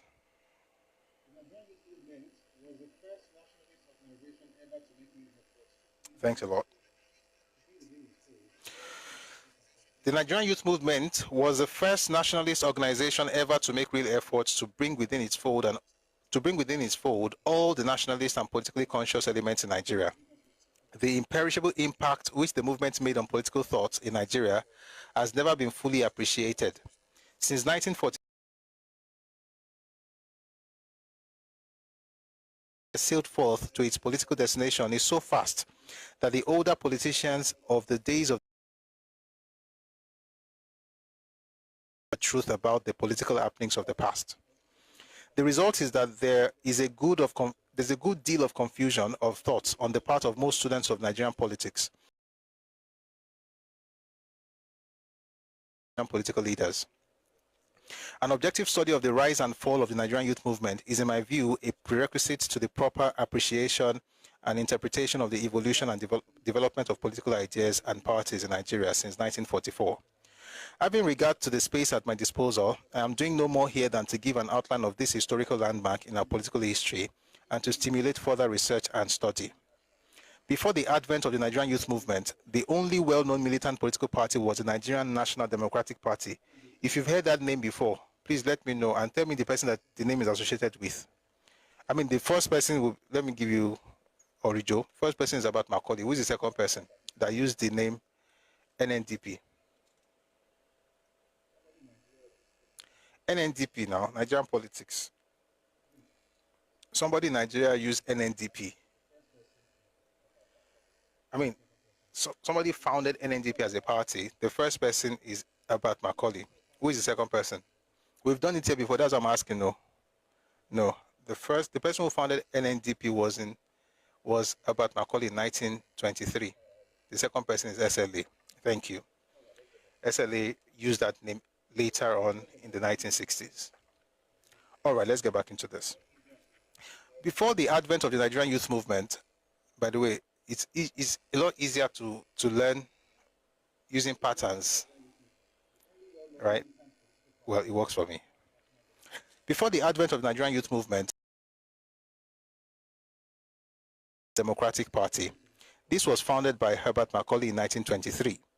In content, the aims and objects of the Democratic Party were Nigerian national, but territorially and in its membership, the party was in no way Nigerian or national. Its activities were confined to the island of Lagos, and its mainland and the best of its time was consumed in fighting for the enhancement of the status of the Yaba of Lagos, then known as the head of the House of Dosemo and Ado.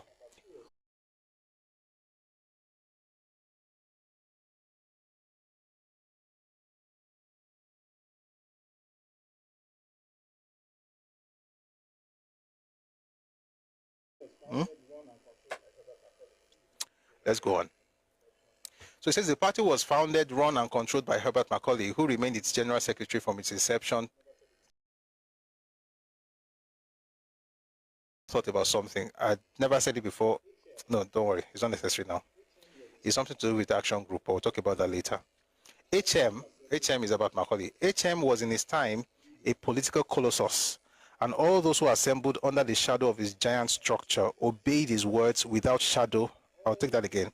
HM was in his time a political colossus, and all those who assembled under his shadow, all those who assembled under the shadow of his giant stature obeyed his words without question. Anything short of this was unthinkable and unacceptable to the Mogul. As I have already pointed out, he was not only an uncompromising critic of colonialism and white rule, he was also a ruthless. To the masses of the people in Lagos and in the southern parts of Nigeria, the Wizard of Kirsten Hall against foreign rule. To them, he was a legendary figure and something of a Superman. By the way, we're going to have a session on Herbert Macaulay one of these days. Let me write it down. It's best to write stuff down. There are some fantastic materials on him that I think will help us understand him. And also, we should do something on Samuel Ajayi Crowther. We've done it before, but that was a long time ago. I'd like to do sessions on both of them. You see, I like the format we're using right now. The news beat, we can talk about history and others, but then we can also do other things after the news. So we'll talk about them much later, okay? So he says, to the masses of the people in Lagos and in the southern parts of Nigeria, the Wizard of Kirsten Hall symbolized the irrepressible resistance of the Africans against foreign rule. To them, he was a legendary figure and something of a Superman. But to most of the elite and intellectuals in Lagos who knew him intimately, he was not quite it. HM was by profession a civil engineer.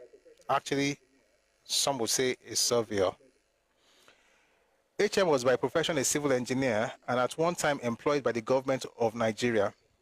It was after he had resigned his post with the government and was practicing as a licensed surveyor that he entered politics. He was later. The incident had two opposite effects. It boosted his popularity among the masses inside and outside Lagos, who were led to believe that the charge had been. I'll take that again.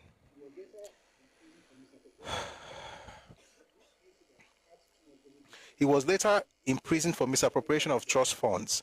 This incident had two opposite effects.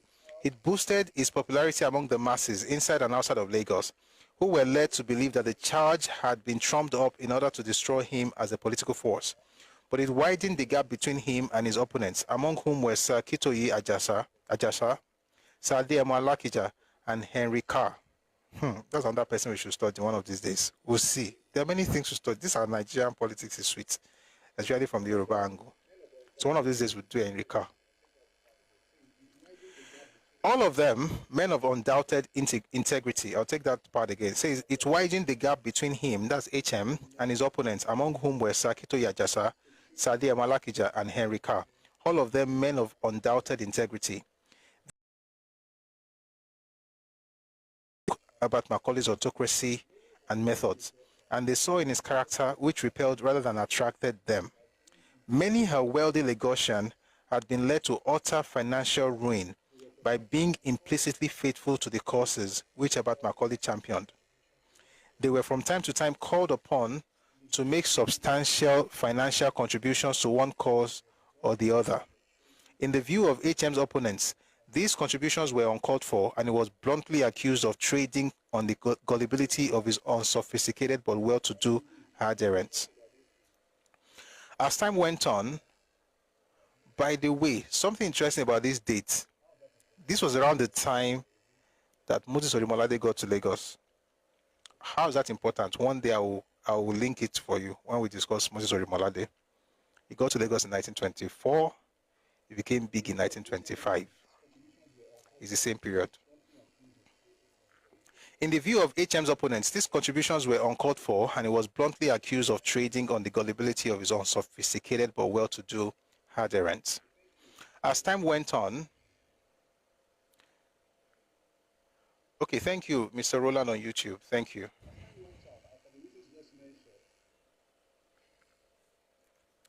As time went on, and for the reasons just mentioned,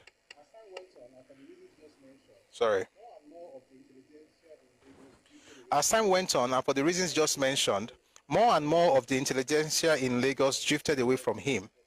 The admiration for the doughty fighter was there all right, but they denied him their political association and collaboration. Consequently, when the incident which I shall relate presently occurred, the Lagos Youth Movement was inaugurated. This was before the Nigerian Youth Movement, though. So we're back in the 1920s. NYM did not start on the 19th.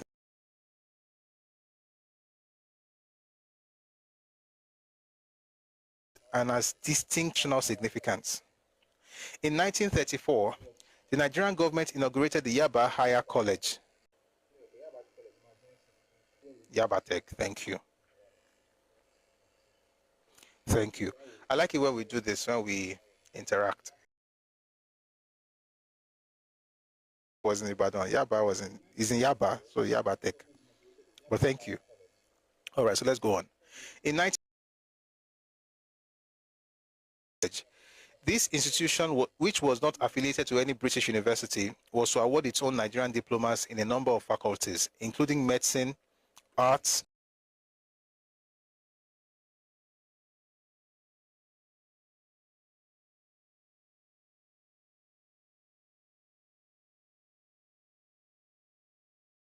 expected in various government departments and institutions to occupy posts which were permanently subordinate to those filled by the holders of British university degrees, mostly expatriates in the same faculties and professions.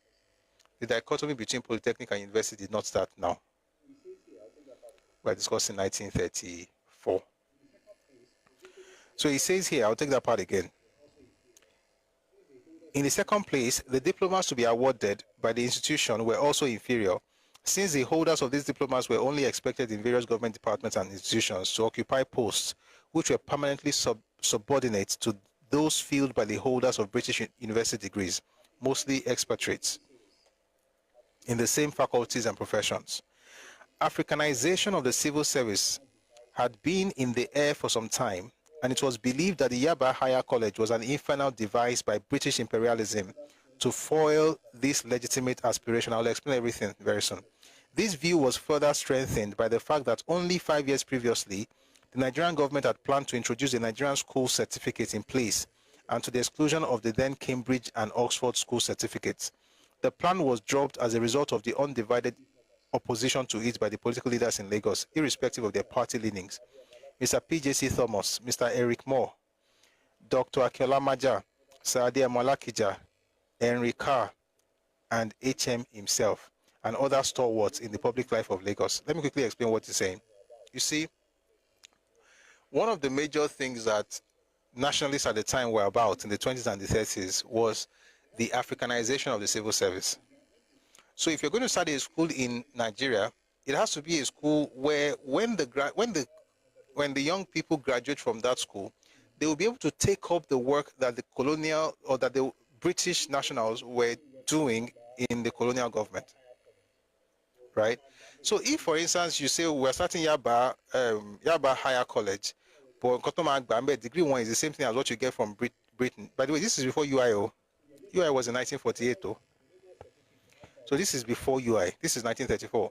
So the idea basically is that whatever certificate or diploma should be at the same level as what you get in London or in England, which means that the holder of that certificate will then be able to get the jobs that the Oyinbos were occupying, or the posts that the Oyinbos were occupying in Nigeria. So when the Nigerian government, by the way, when you hear Nigerian government in 34, you see colonial government too. All right.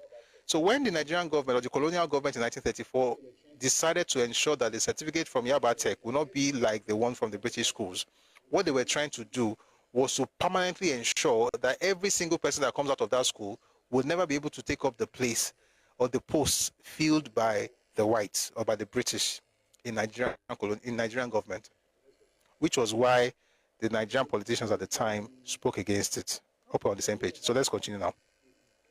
So it says they're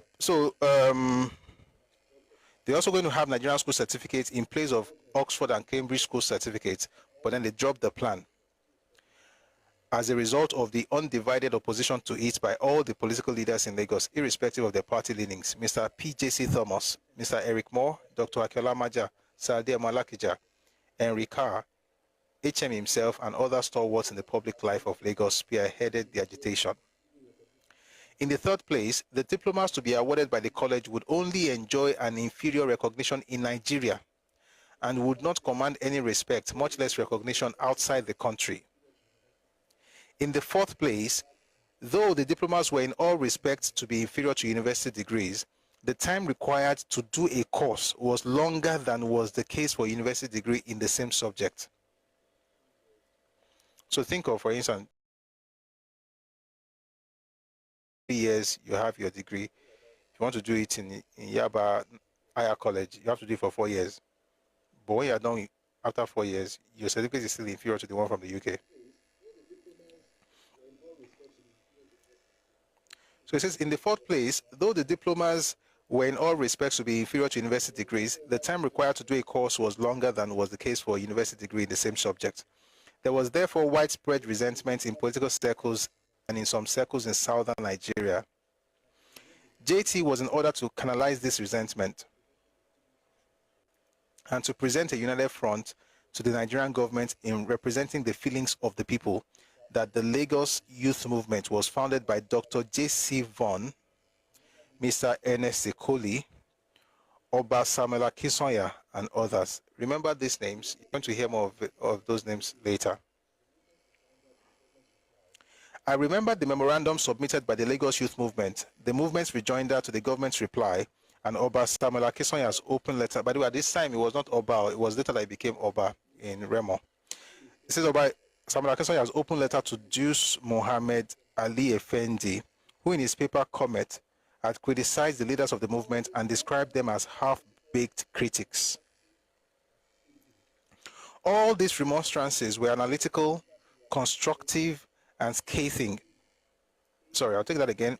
All these remonstrances were analytical, constructive, scathing, and crushing. In them, the movement elaborated its reasons for opposing the establishment of the college as it was then constituted and made suggestions for its improvement. At least they made suggestions, unlike the people who are just disturbing all of us today. The Nigerian government, however, persisted in going on with its scheme as originally conceived.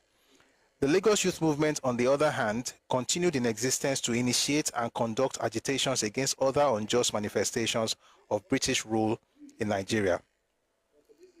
In 1936, 1 second please, who is your vicar? Dr. J.C. Vaughan? The manner. HND is not 6 years, so HND is 4 years.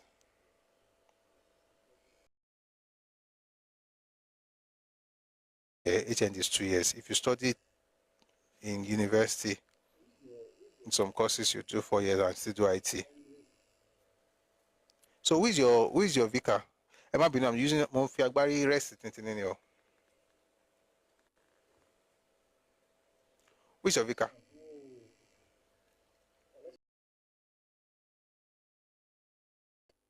His son. Oh, okay. All right, let's continue.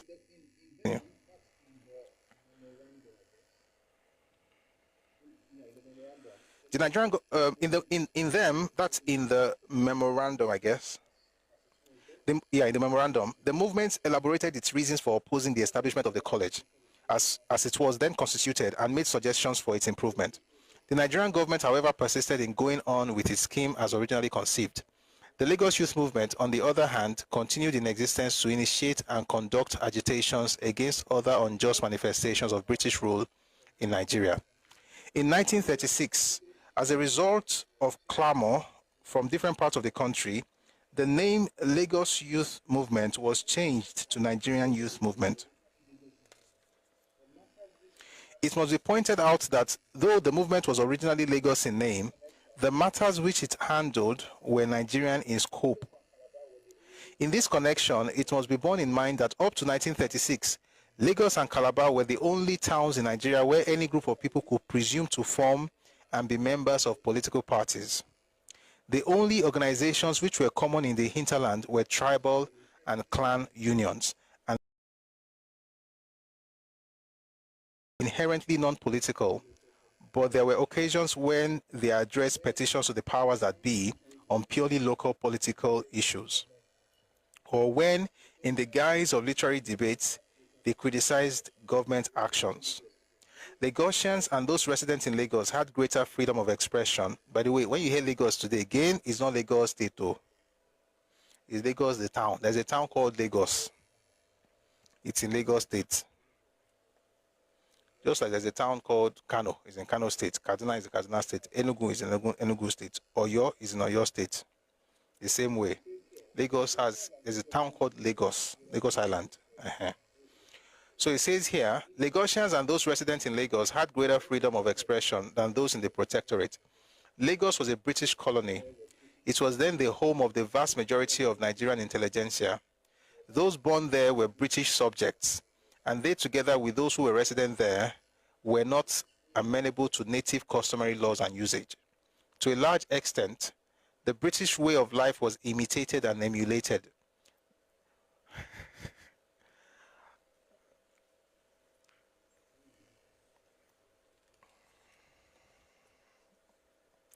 The day we read this book, The Educated Elite,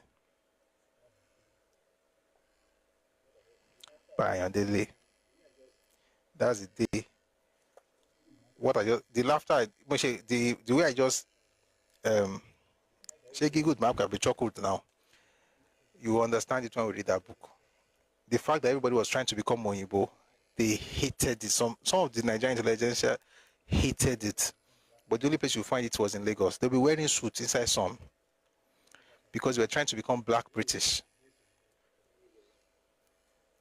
Even Herbert Macaulay, who was against Oyinbo, he was always wearing suits.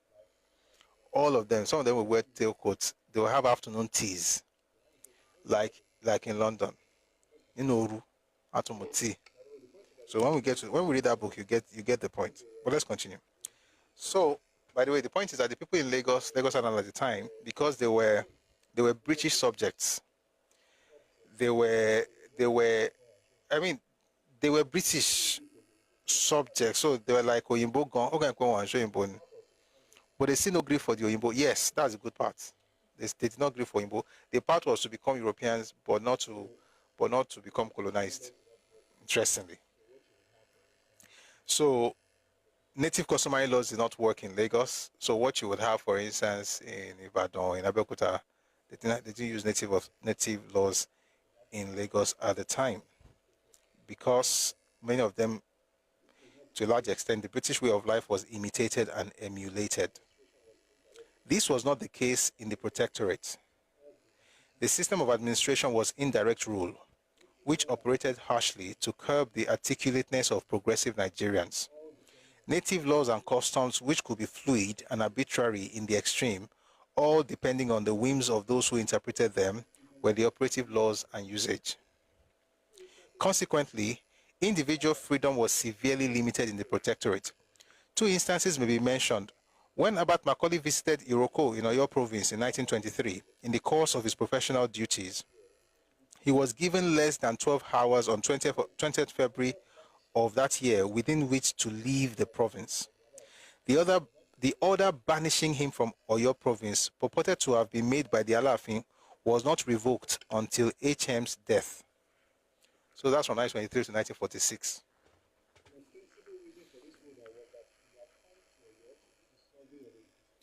The ostensible reason for this order was that he had come to Oyo to do the survey of a disputed piece of land without informing the Alaafin of Oyo or the Baale of Ibadan. By the way, there was no Olubadan until the British. Ibadan did not have kings until the British. Ibadan, Ogbomoso, they had Baale. So some of the things, that's also very careful with when we have tradition. Some of those traditions are not even up to 100 years old. So yeah, we'll continue from here. So because HM did not inform the Alaafin of Oyo or the Baale of Ibadan, therefore they banished him from Oyo province in 1923. But the real reason was because it was a the king gave. But the real reason was because he was a political agitator. The following extracts from I.B. Thomas's Life of Herbert Macaulay on this episode are of interest. Guys, I hope we're enjoying this. Are we enjoying this? Yomi J, I always tell people about the colony, but outsiders don't usually believe me. Hey, yeah. Ṣé à ń gbádùn kìíní? So àbí ká fò lọ síbi tó ti ń ṣe gbàsgbòs? Enjoying it. Your answers also let me understand that and get here. I should continue. I will continue. Meanwhile, I go make the about to low. But let's continue. The following extracts from I.B. Thomas's Life of Herbert Macaulay on this episode are of interest. The scene was an interview between HM and Captain W.A. Ross, who was then senior resident Oyo province. Mr. Ross, good afternoon, Mr. Macaulay. I am surprised that you should have come up to this division to make a survey of a divisional boundary without informing the Alaafin of Oyo or the Baale of Ibadan. They are both very angry about this. Mr. Macaulay replies, I am indeed sorry, but I have not come up here to survey the divisional boundary between Ibadan and Oyo, but to make a survey of the territorial area of Iroko land, with reference to a dispute between the Oniware and the Oniroko, the Fiditi boundary and Ijaye boundary with Iroko. Had I been told it was the divisional boundary of Ibadan province, which it is not, I should not have come up, as that would be the work of the official surveyor. Mr. Ross then responded, but you see, Mr. Macaulay, you have a bad reputation. Indeed, an unsavory reputation as an agitator, and we are a peaceful and prosperous people here. We have been here 20 years, and there has been no trouble. Where we have had trouble and even bloodshed, the cause had been traced down to Lagos. And the saying trouble was also traced to Lagos, you see. Mr. Macaulay responds, having such a reputation is most unfortunate, sir, but I do not think the causes you have traced down to Lagos, as you say, sir, were traced to me. Mr. Ross says, no, not you, Mr. Macaulay, but you have been saying and publishing a good many things when you were in England. Mr. Macaulay then responds, and I do not think you can recall one single article ever written by me about Ibadan. Mr. Ross responds, well, the Alaafin of Oyo has decided you should leave his territory. Mr. Macaulay then withdrew and he left Ibadan with his men, tent, and things before midnight, arriving in Egba territory at Adio at 2:45 a.m. If you know anywhere about Ibadan, Ila Adio will most likely be Omi Adio at 2:45 a.m. on Wednesday, the 21st February, where he joined the Lagos train at 8:50 a.m. to Lagos. For writing an article commenting adversely on the Ibadan Library, I was one fine morning late in 1935 summoned before the Ibadan Inner Council of Chiefs. The new library was the creature of the senior resident Oyo Province, Mr. H.L. Ward Price, who succeeded Captain Ross. Mr. Ward Price was very proud of the library, and all Ibadan chiefs and dignitaries had been brought there to witness the opening ceremony. For a number of reasons, which I gave in my article in the Nigerian Daily Telegraph, I thought that the public library, if it was worthy of that name at all, was unbecoming of a city of the size and importance of Ibadan. Mr. J.G. Kelly, who was written, closed down the library after the publication of my article. In due course, however, the precincts of the library building were overgrown with weeds and elephant grass, and the signboard on which the words Ibadan Library were written just managed to exceed the grass in height. I then wrote another article in which I pointed out that visitors to Ibadan, on seeing a signboard marked Ibadan Library in the midst of weeds and elephant grass and in front of a small abandoned building, would be compelled not only to doubt our literary taste, but our sanity as well. Mr. Ward Price had returned to Ibadan when this second article was published. He himself was present at the Inner Council meeting. He told the chiefs, all of them old and illiterate people, that I had insulted them by making impudent comments on their library, and that it was left to them to deal with me as they pleased. The chiefs were indignant, or at least they feigned to be, and I was asked to appear before them the following morning at 10 o'clock. I knew what that meant. If I went, I would for a certainty be pilloried in the presence of the large crowd, which usually foregathered at Mokpo Hall when the chiefs were in attendance there. I might be sent to go summarily for contempt of the Ibadan Native Authority into the bargain. I therefore took certain steps to forestall them, or at best to make sure that those who mattered in the enlightened politics of the country knew what had happened and was going to happen to me. Immediately on my return from the Inner Council, I wrote the full story of the incident, sent a copy to the resident himself, and sent copies to the editors of all the Nigerian newspapers, to legislators in Lagos, to Sir William Gary Barth, a popular British lawyer who was a strong critic of British rule in Nigeria, and to Oba Samuel Akinsoya, then General Secretary of the Lagos Youth Movement. I telegraphed the summary of the story to the newspapers and to the same people, and urged them to view the matter with grave and urgent concern. By the way, again, let me just quickly explain. This is Bako. So this is before he went to school. This is 1935. So it's not like when he came back to UK, he had this problem. This was before he went to school in the UK, okay? He was still working as a journalist at this time for Nigerian Daily Telegraph. So he says, Mombo,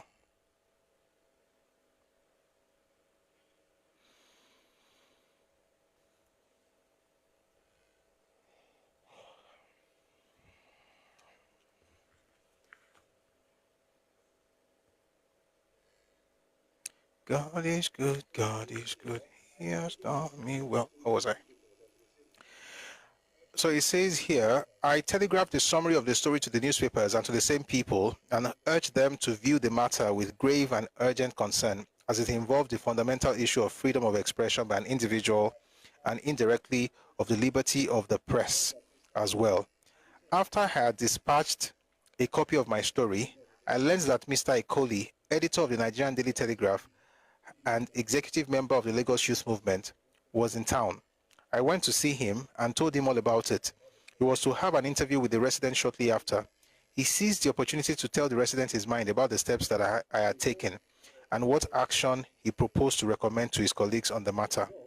As a result, the resident contacted the President Olubadan of Ibadan, Mr. Oba I.B. Akinyele, who, by the way, was the first president of Christ Apostolic Church, CAC, while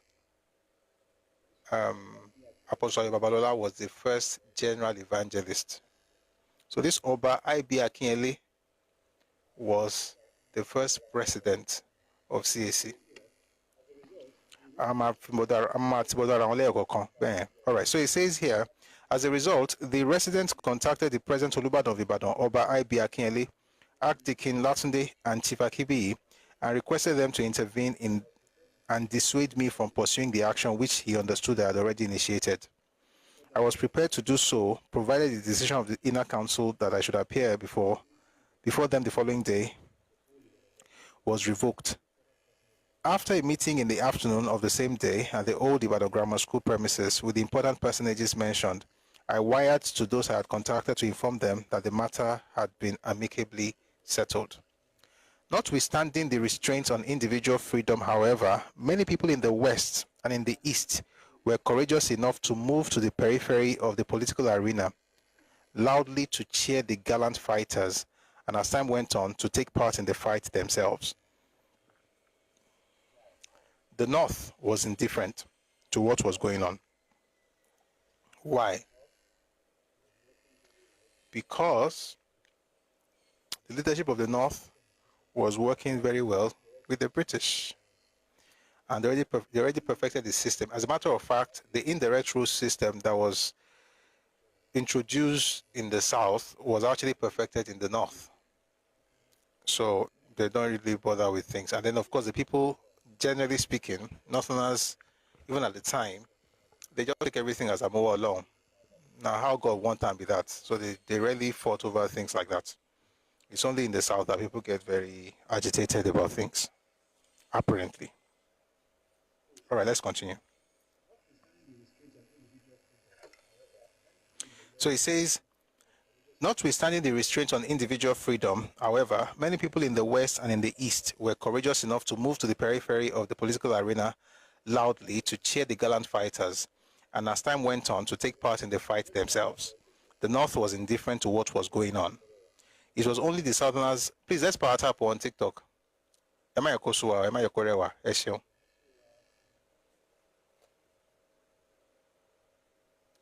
Konisuwa kumamanerewa o ajinde ara re yo si ma je din din din din din.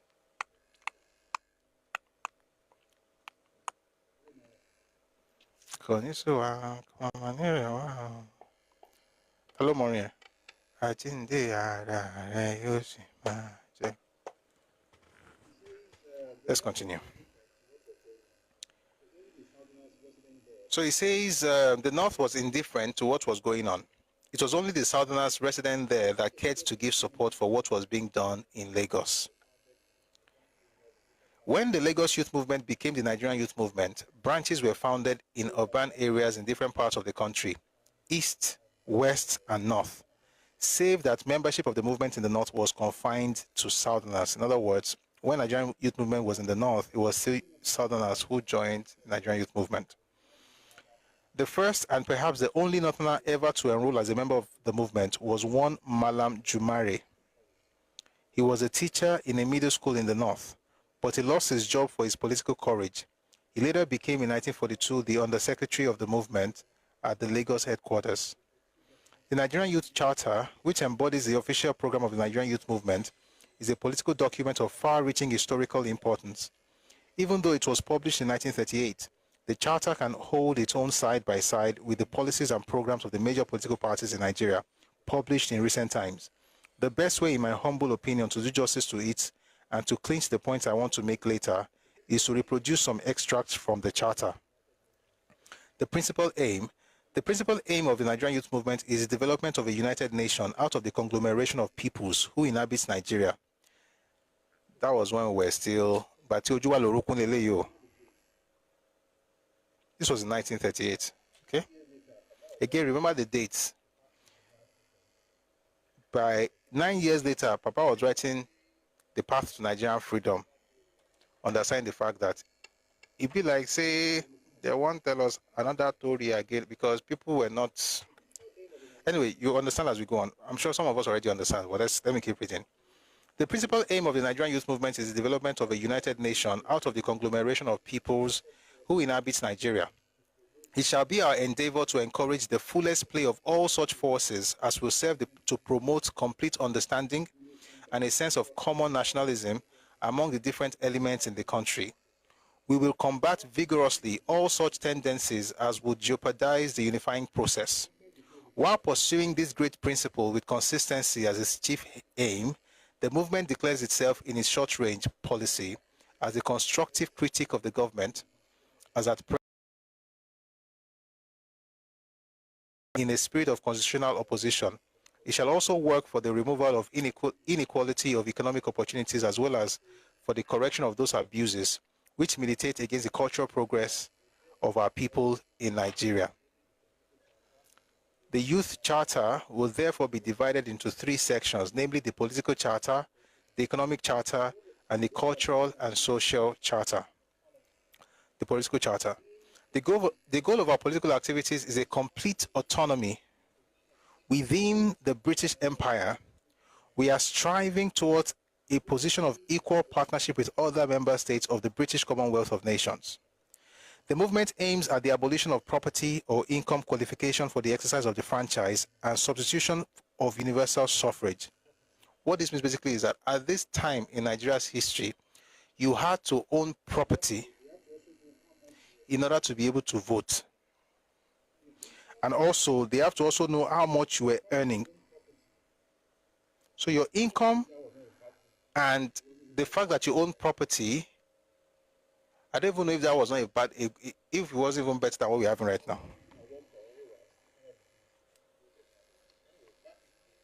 Because you have people that will just sleep under the bridge and vote anyhow they want. Anyway, back in the day, you had to own a property in the land, and also you had to show how much you were making to be able to qualify you to vote in Nigeria's election. So they are saying they want to remove that. So it says the movement aims at the abolition of property or income qualification for the exercise of the franchise and the substitution of universal suffrage. We believe that every person within the community has the inalienable right to representation and should be given a vote. We will therefore press forward for a vote for every person in Nigeria who is above the age of 21. For better and more satisfactory administration of justice, the Nigerian youth movement believes that a complete separation of the judiciary from the executive is absolutely necessary. For this end, the movement pledges to work. The movement will also advocate and press for more use to be made of Nigerian barristers for judicial and legal appointments. Please, these things may sound boring, but I can assure you, as you go on in this book, you are going to have to remember these things. So I'll be referring to these things on a normal day, but I want to read it intentionally so that when I begin to say, do you remember what happened from that thing? It will be easy for everybody to connect it. So one of the things they were looking for was that the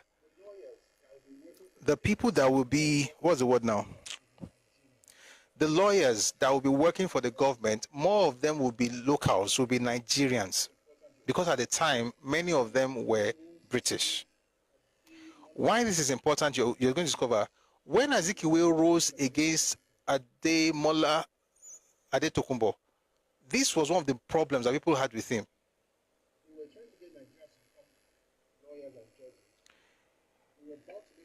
They were trying to get Nigerians to become lawyers and judges. They were about to make one of us that, and then Zik wrote against it. You find it when we get into, in subsequent chapters. But all these foundations are very, very important. So you know, at least for now, on this particular matter, you know that the NYM was about Africanizing everything. They wanted independence, they wanted autonomy. Number 2, they also wanted the Africanization or the indigenization of the civil service at the time.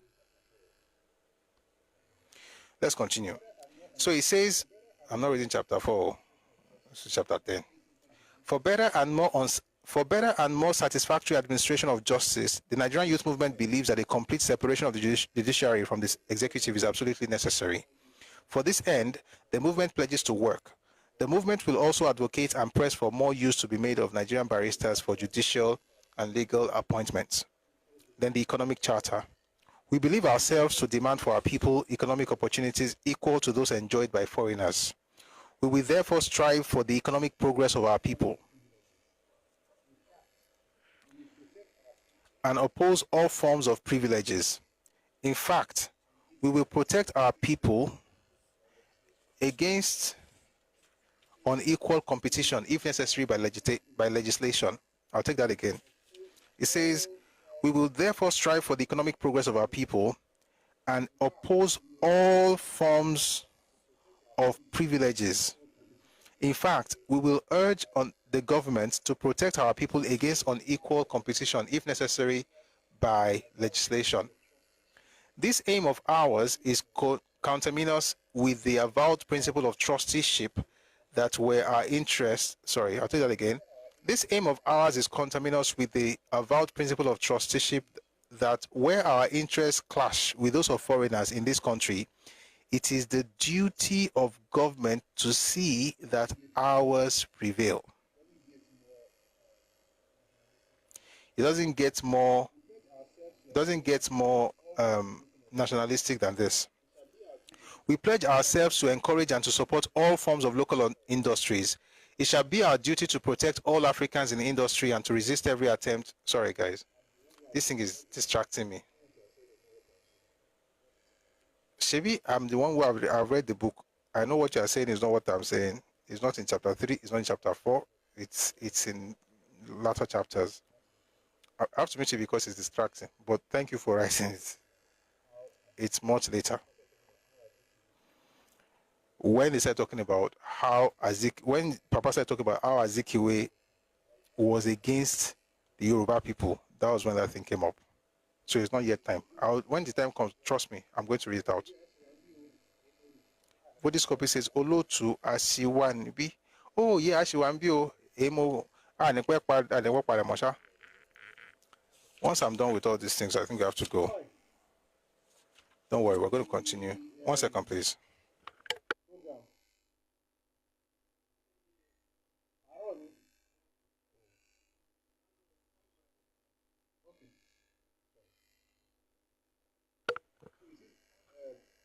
Okay, sorry. So he says, this aim of ours is conterminous with the avowed principles of trusteeship, that where our interests clash with those of foreigners in this country, it is the duty of the government to see that ours prevail. We pledge ourselves to encourage and to support all forms of local industries. It shall be our duty to protect all Africans in industry and to resist every attempt by foreigners to oust them out of the field. The economic and physical welfare of the African workman in the employment of industrial firms is our concern. You see the word they're using, African. Because back then in the 30s, everybody was about the continent, or at least the country. Nobody was really thinking about the ethnic groups until certain people came in with ethnicity. And when they did, they now started saying that everybody else did it, even though they were the ones that actually introduced it. We'll get to that very soon. Let's continue. The economic and physical welfare of the African workman in the employment of industrial firms is our concern. We will work consistently for the steady amelioration of such welfare. We shall demand for him. Sorry, I hope I did not mute. Rewaju, because I didn't mean to. 1 second, let me just be sure. That will not be fair.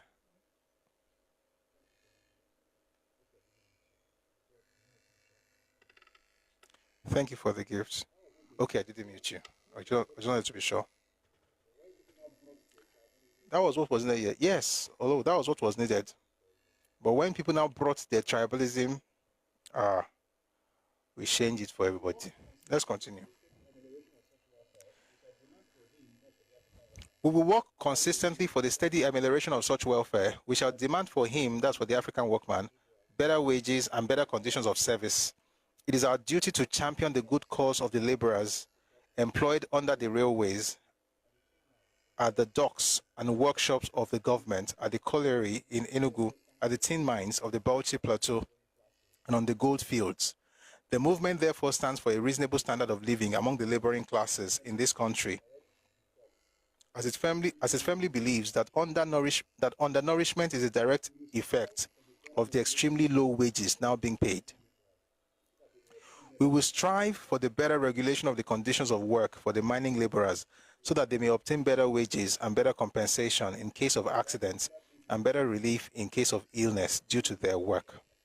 We stand for, number one, better pay for Africans in the civil service, particularly in the clerical and less subordinate branches. Number two, more higher executive appointments for Africans within the service. Number 3, more use being made of Africans in forming the personnel of the administrative branch of the service. We are opposed to all discriminative emoluments within the service as between Nigerians and Europeans, where Oyinbo collects more money than Amarale. We believe that salaries should be attached to the work done and not to individuals, and that the criterion of selection should be nothing more than ability to hold the job down. We will advocate a careful compilation of the cost of living and the equation of the minimum pay of junior clerks to the cost. So I'll take that again. We will advocate a careful compilation of the cost of living and the equation of the minimum pay of junior clerks to that cost plus a margin. Such margin will encourage thrift and efficiency. Cultural and social charter, but that support will be natural because in-group instinct will set in. It wasn't going to set in until somebody made it set in. And the person that made it set in was not even a member, was not even from our place. We'll get to it. So that's what they're saying about the payments, how they want people to be paid. Cultural and social charter. Now I have to switch the audio source. I'm staying longer, so we have to keep charging. Please give me a second. Let's switch.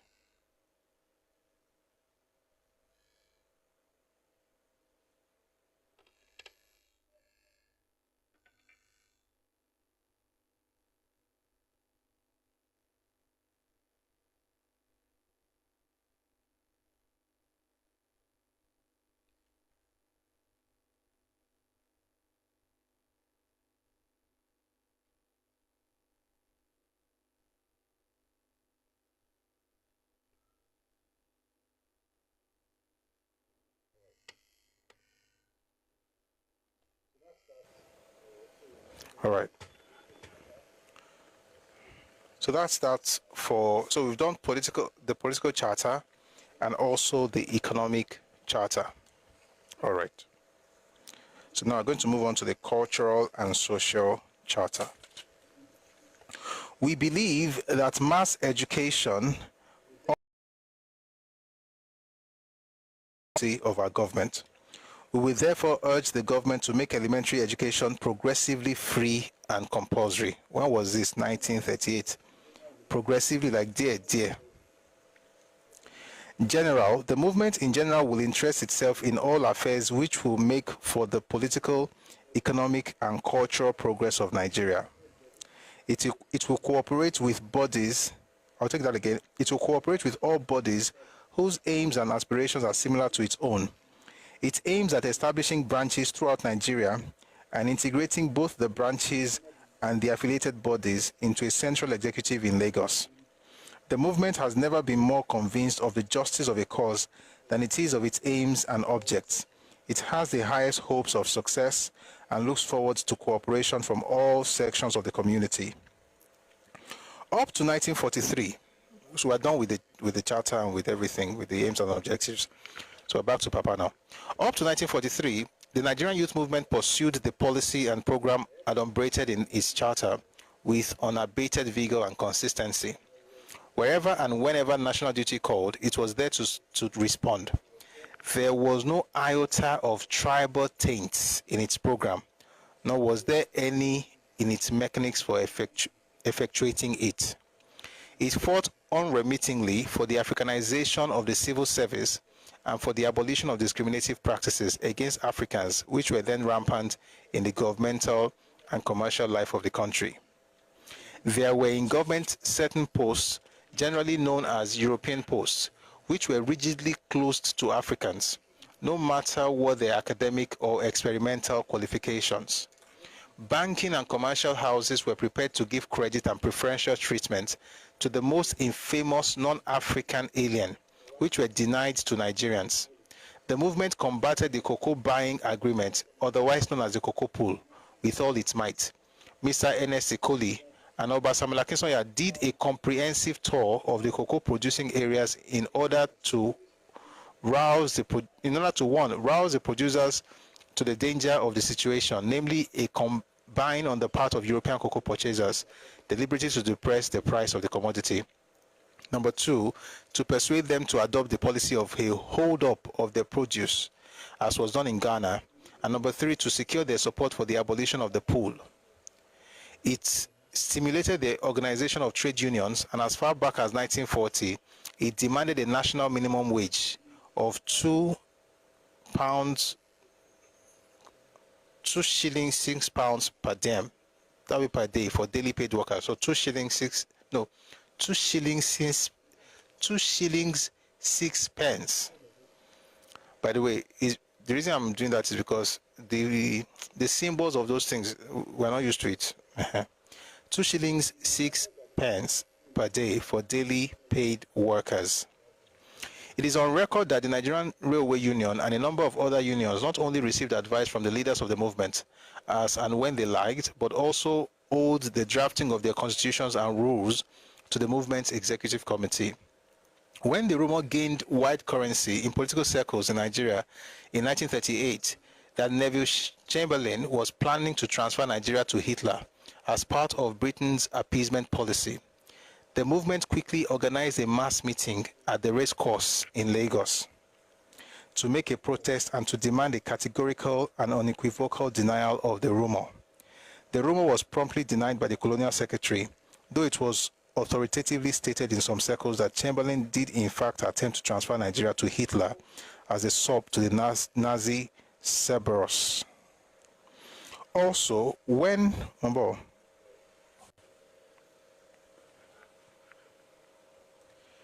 oh boy, my neck. My belly, oh, my head,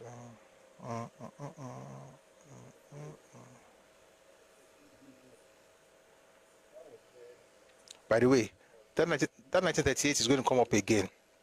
That was when some leaders of NYM actually wrote articles, and that also led to some problems with Zik.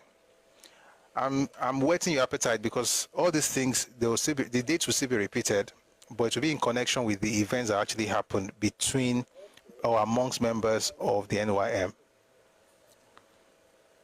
Also, when Colonel Oliver Stanley visited Nigeria in September 1943, we'll talk more about this Hitler thing, because that was when, was it Adeyemo Alakija said to Britain that the relationship that Nigeria has with Britain was not, how did they even put it? Essentially to say that they should not transfer also to Germany. That if England or Britain cannot take care of Nigeria, then we'd rather stay on our own than to be transferred to Germany. All right. Let's continue.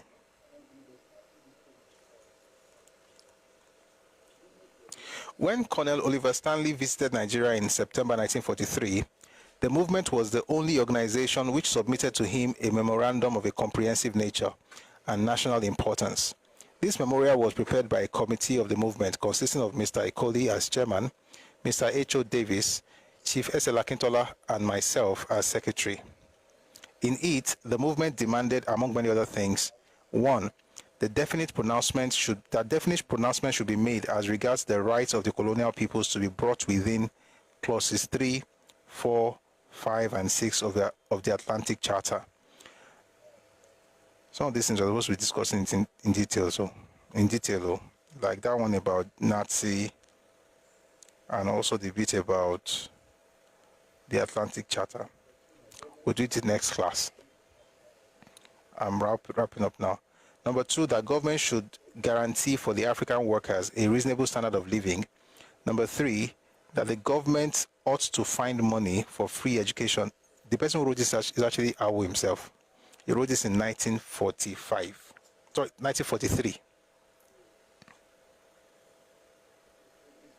1943, before he went to the UK.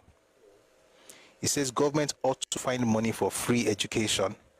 And number 4, that government should create 200 annual scholarships for the brightest students in Nigeria to study abroad in all branches of studies, e.g. agriculture, industry, commerce, science, and arts. Number 5, that government should introduce measures to enable the peasant population to derive maximum benefit from the land. Number 6, that government should formulate and carry out plans for ensuring that within 5 years, free medical facilities will be made available to all men and women throughout the country.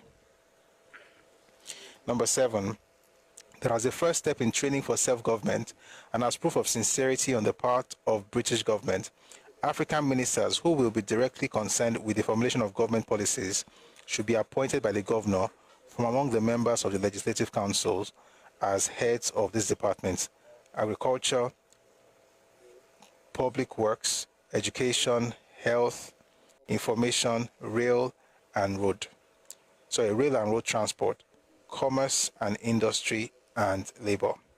Furthermore, the movement always gave full and unreserved backing to any agitation which aimed at fostering the political advancement of the people or the enhancement of their economic and social status.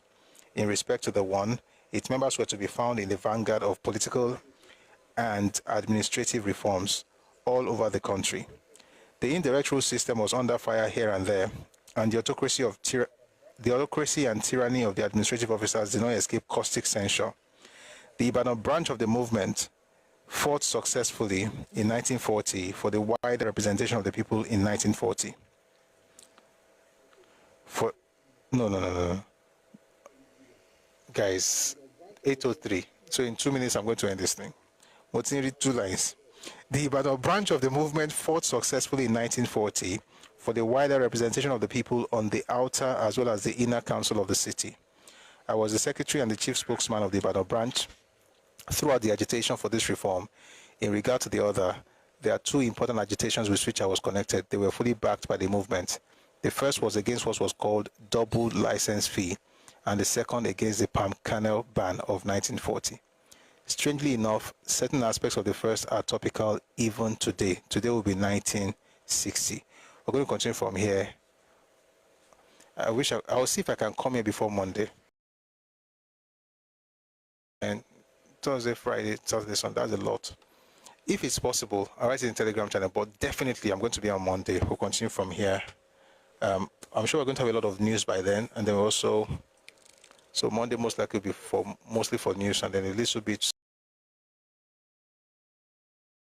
on Awo, but for some reason I don't want to read them. I want to actually hear from the horse's mouth. And then at some point, when it comes to government policies, I'll be using other books to shock it. Oh, thank you for the gift. Thank you so much.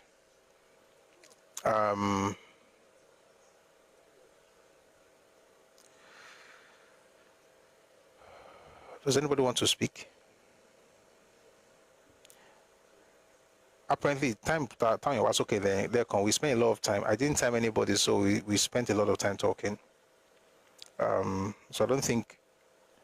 Okay, did I say somebody wants to come up?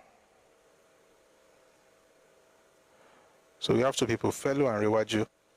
Please, as soon as you come up, please mute.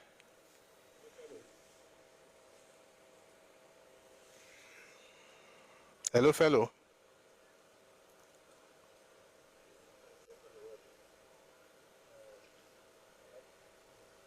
Okay, it's not there. Let's have Rewaju. Just now we have the time. 2 minutes, please. Good evening. I was surprised. I wanted to write. I can't hear you. You're sounding very far away from the mic. I was thinking I wanted to write 12 or 14. Not 12. You are still not loud enough. You are busy me. I can hear you. Okay. No. Oh, sorry. It's not you. It's my device. Continue, please. I said I was supposed to write, I think 12 and 14. That was what I wanted to write, not 12, because okay.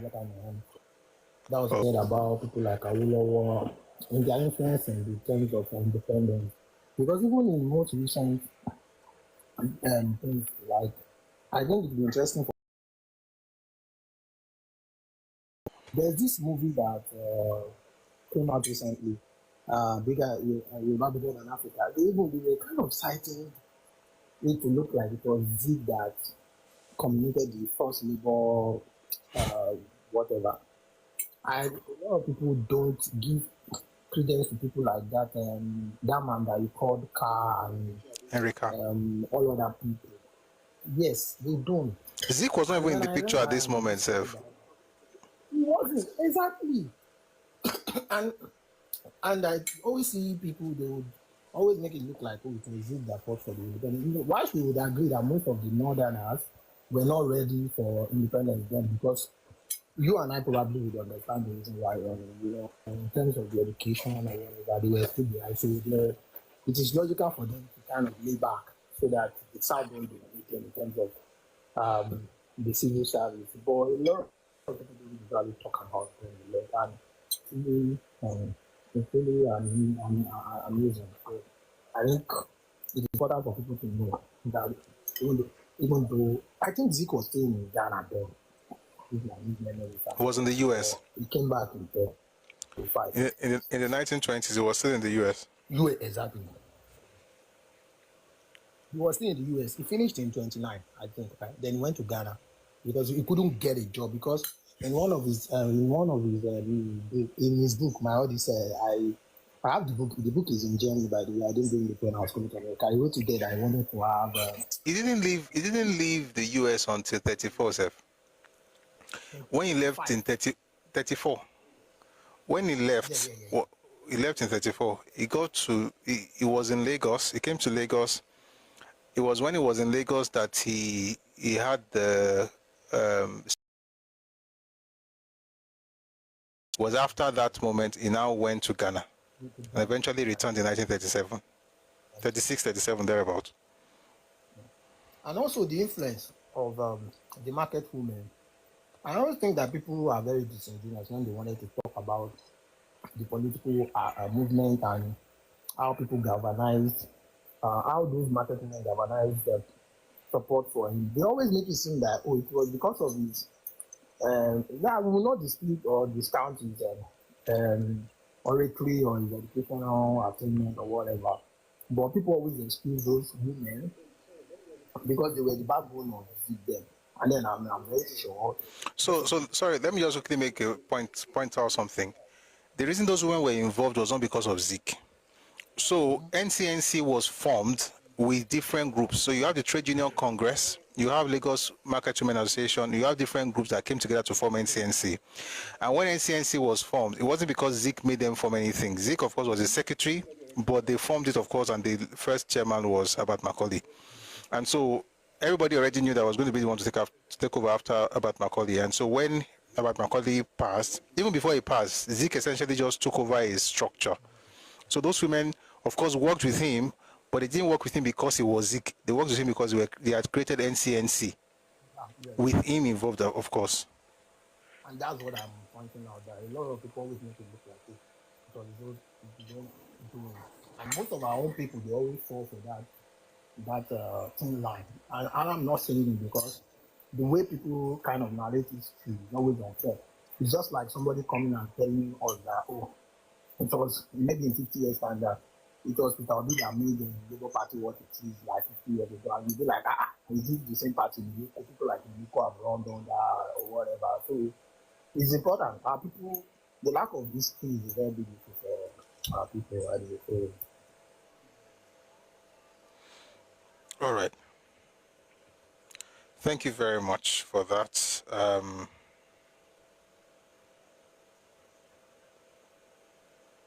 You are the one that we praise. You are the one we adore.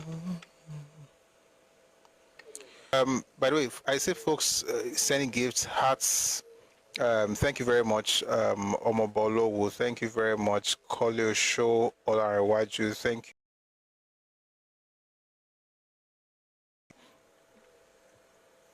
Okay, I think you gave more than once. Thank you for this for the gifts that you gave. If you'd like to support what we're doing, please use the bank details, the details up here, to support what we're doing. Thank you very much for being here. So we have Zest.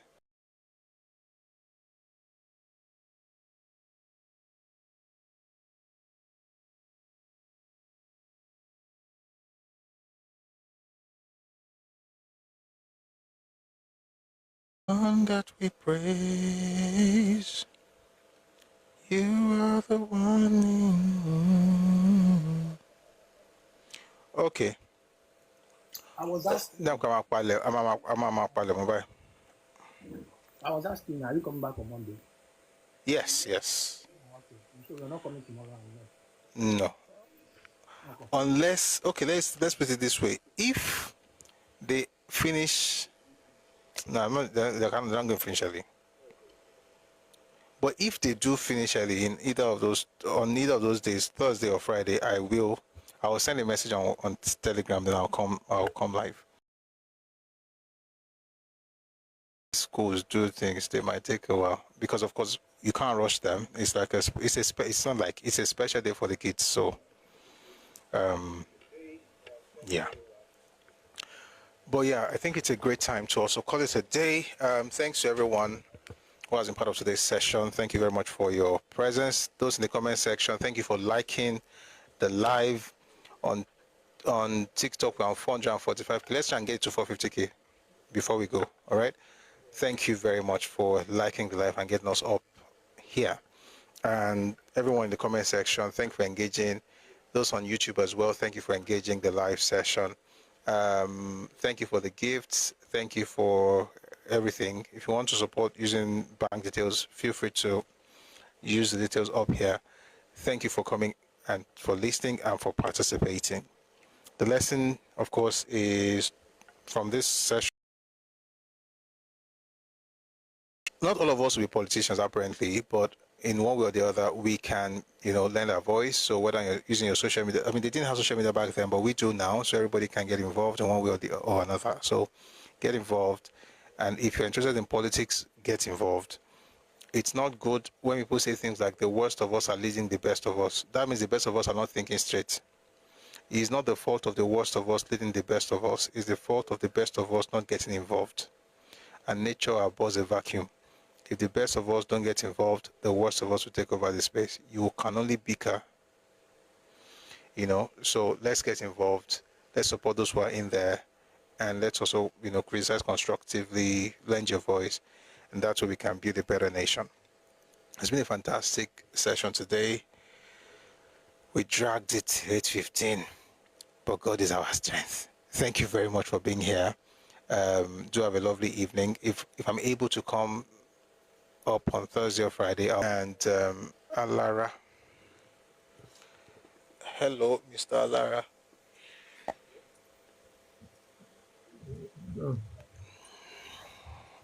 Hello? Okay, maybe it was a mistake. Hello, Zest. Hello? Yes, I'm here. Okay, yeah, please go on, Zest. No. Do you want to say something? Because you sent a request earlier. Oh no, I did not. Okay. Okay. It must be an error. That's okay. All right. Alara, are you there? Must be a mistake as well. All right. Fantastic session we've had today. Thank you, Yamunite. Thanks, everyone. We'll see again on or before Monday. Okay? That's the best way to say it.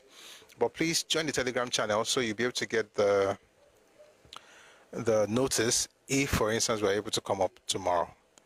Thank you for being here. We're going to have our anthems before we close. So folks on Facebook, we're going to have to let you go because with our anthems, we have copyright stuff. All right? We're going to play the Nigerian anthem and also the Yoruba anthem. It's been a fantastic session. I want to thank you for being here and for listening. Thank you very much for your support and thank you for your participation. All right. So YouTube, we're going to let you go now. And the folks here, we're going to play our anthems. 1 second, though.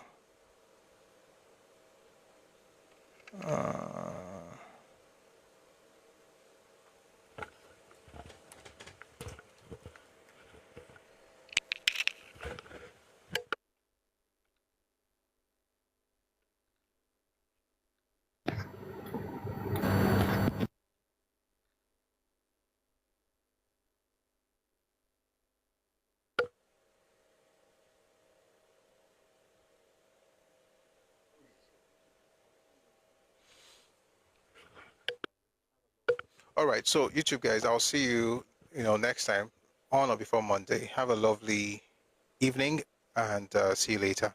God bless you. All right, for those of us on TikTok, let's quickly have our anthem. Can you has to close first? Okay, good.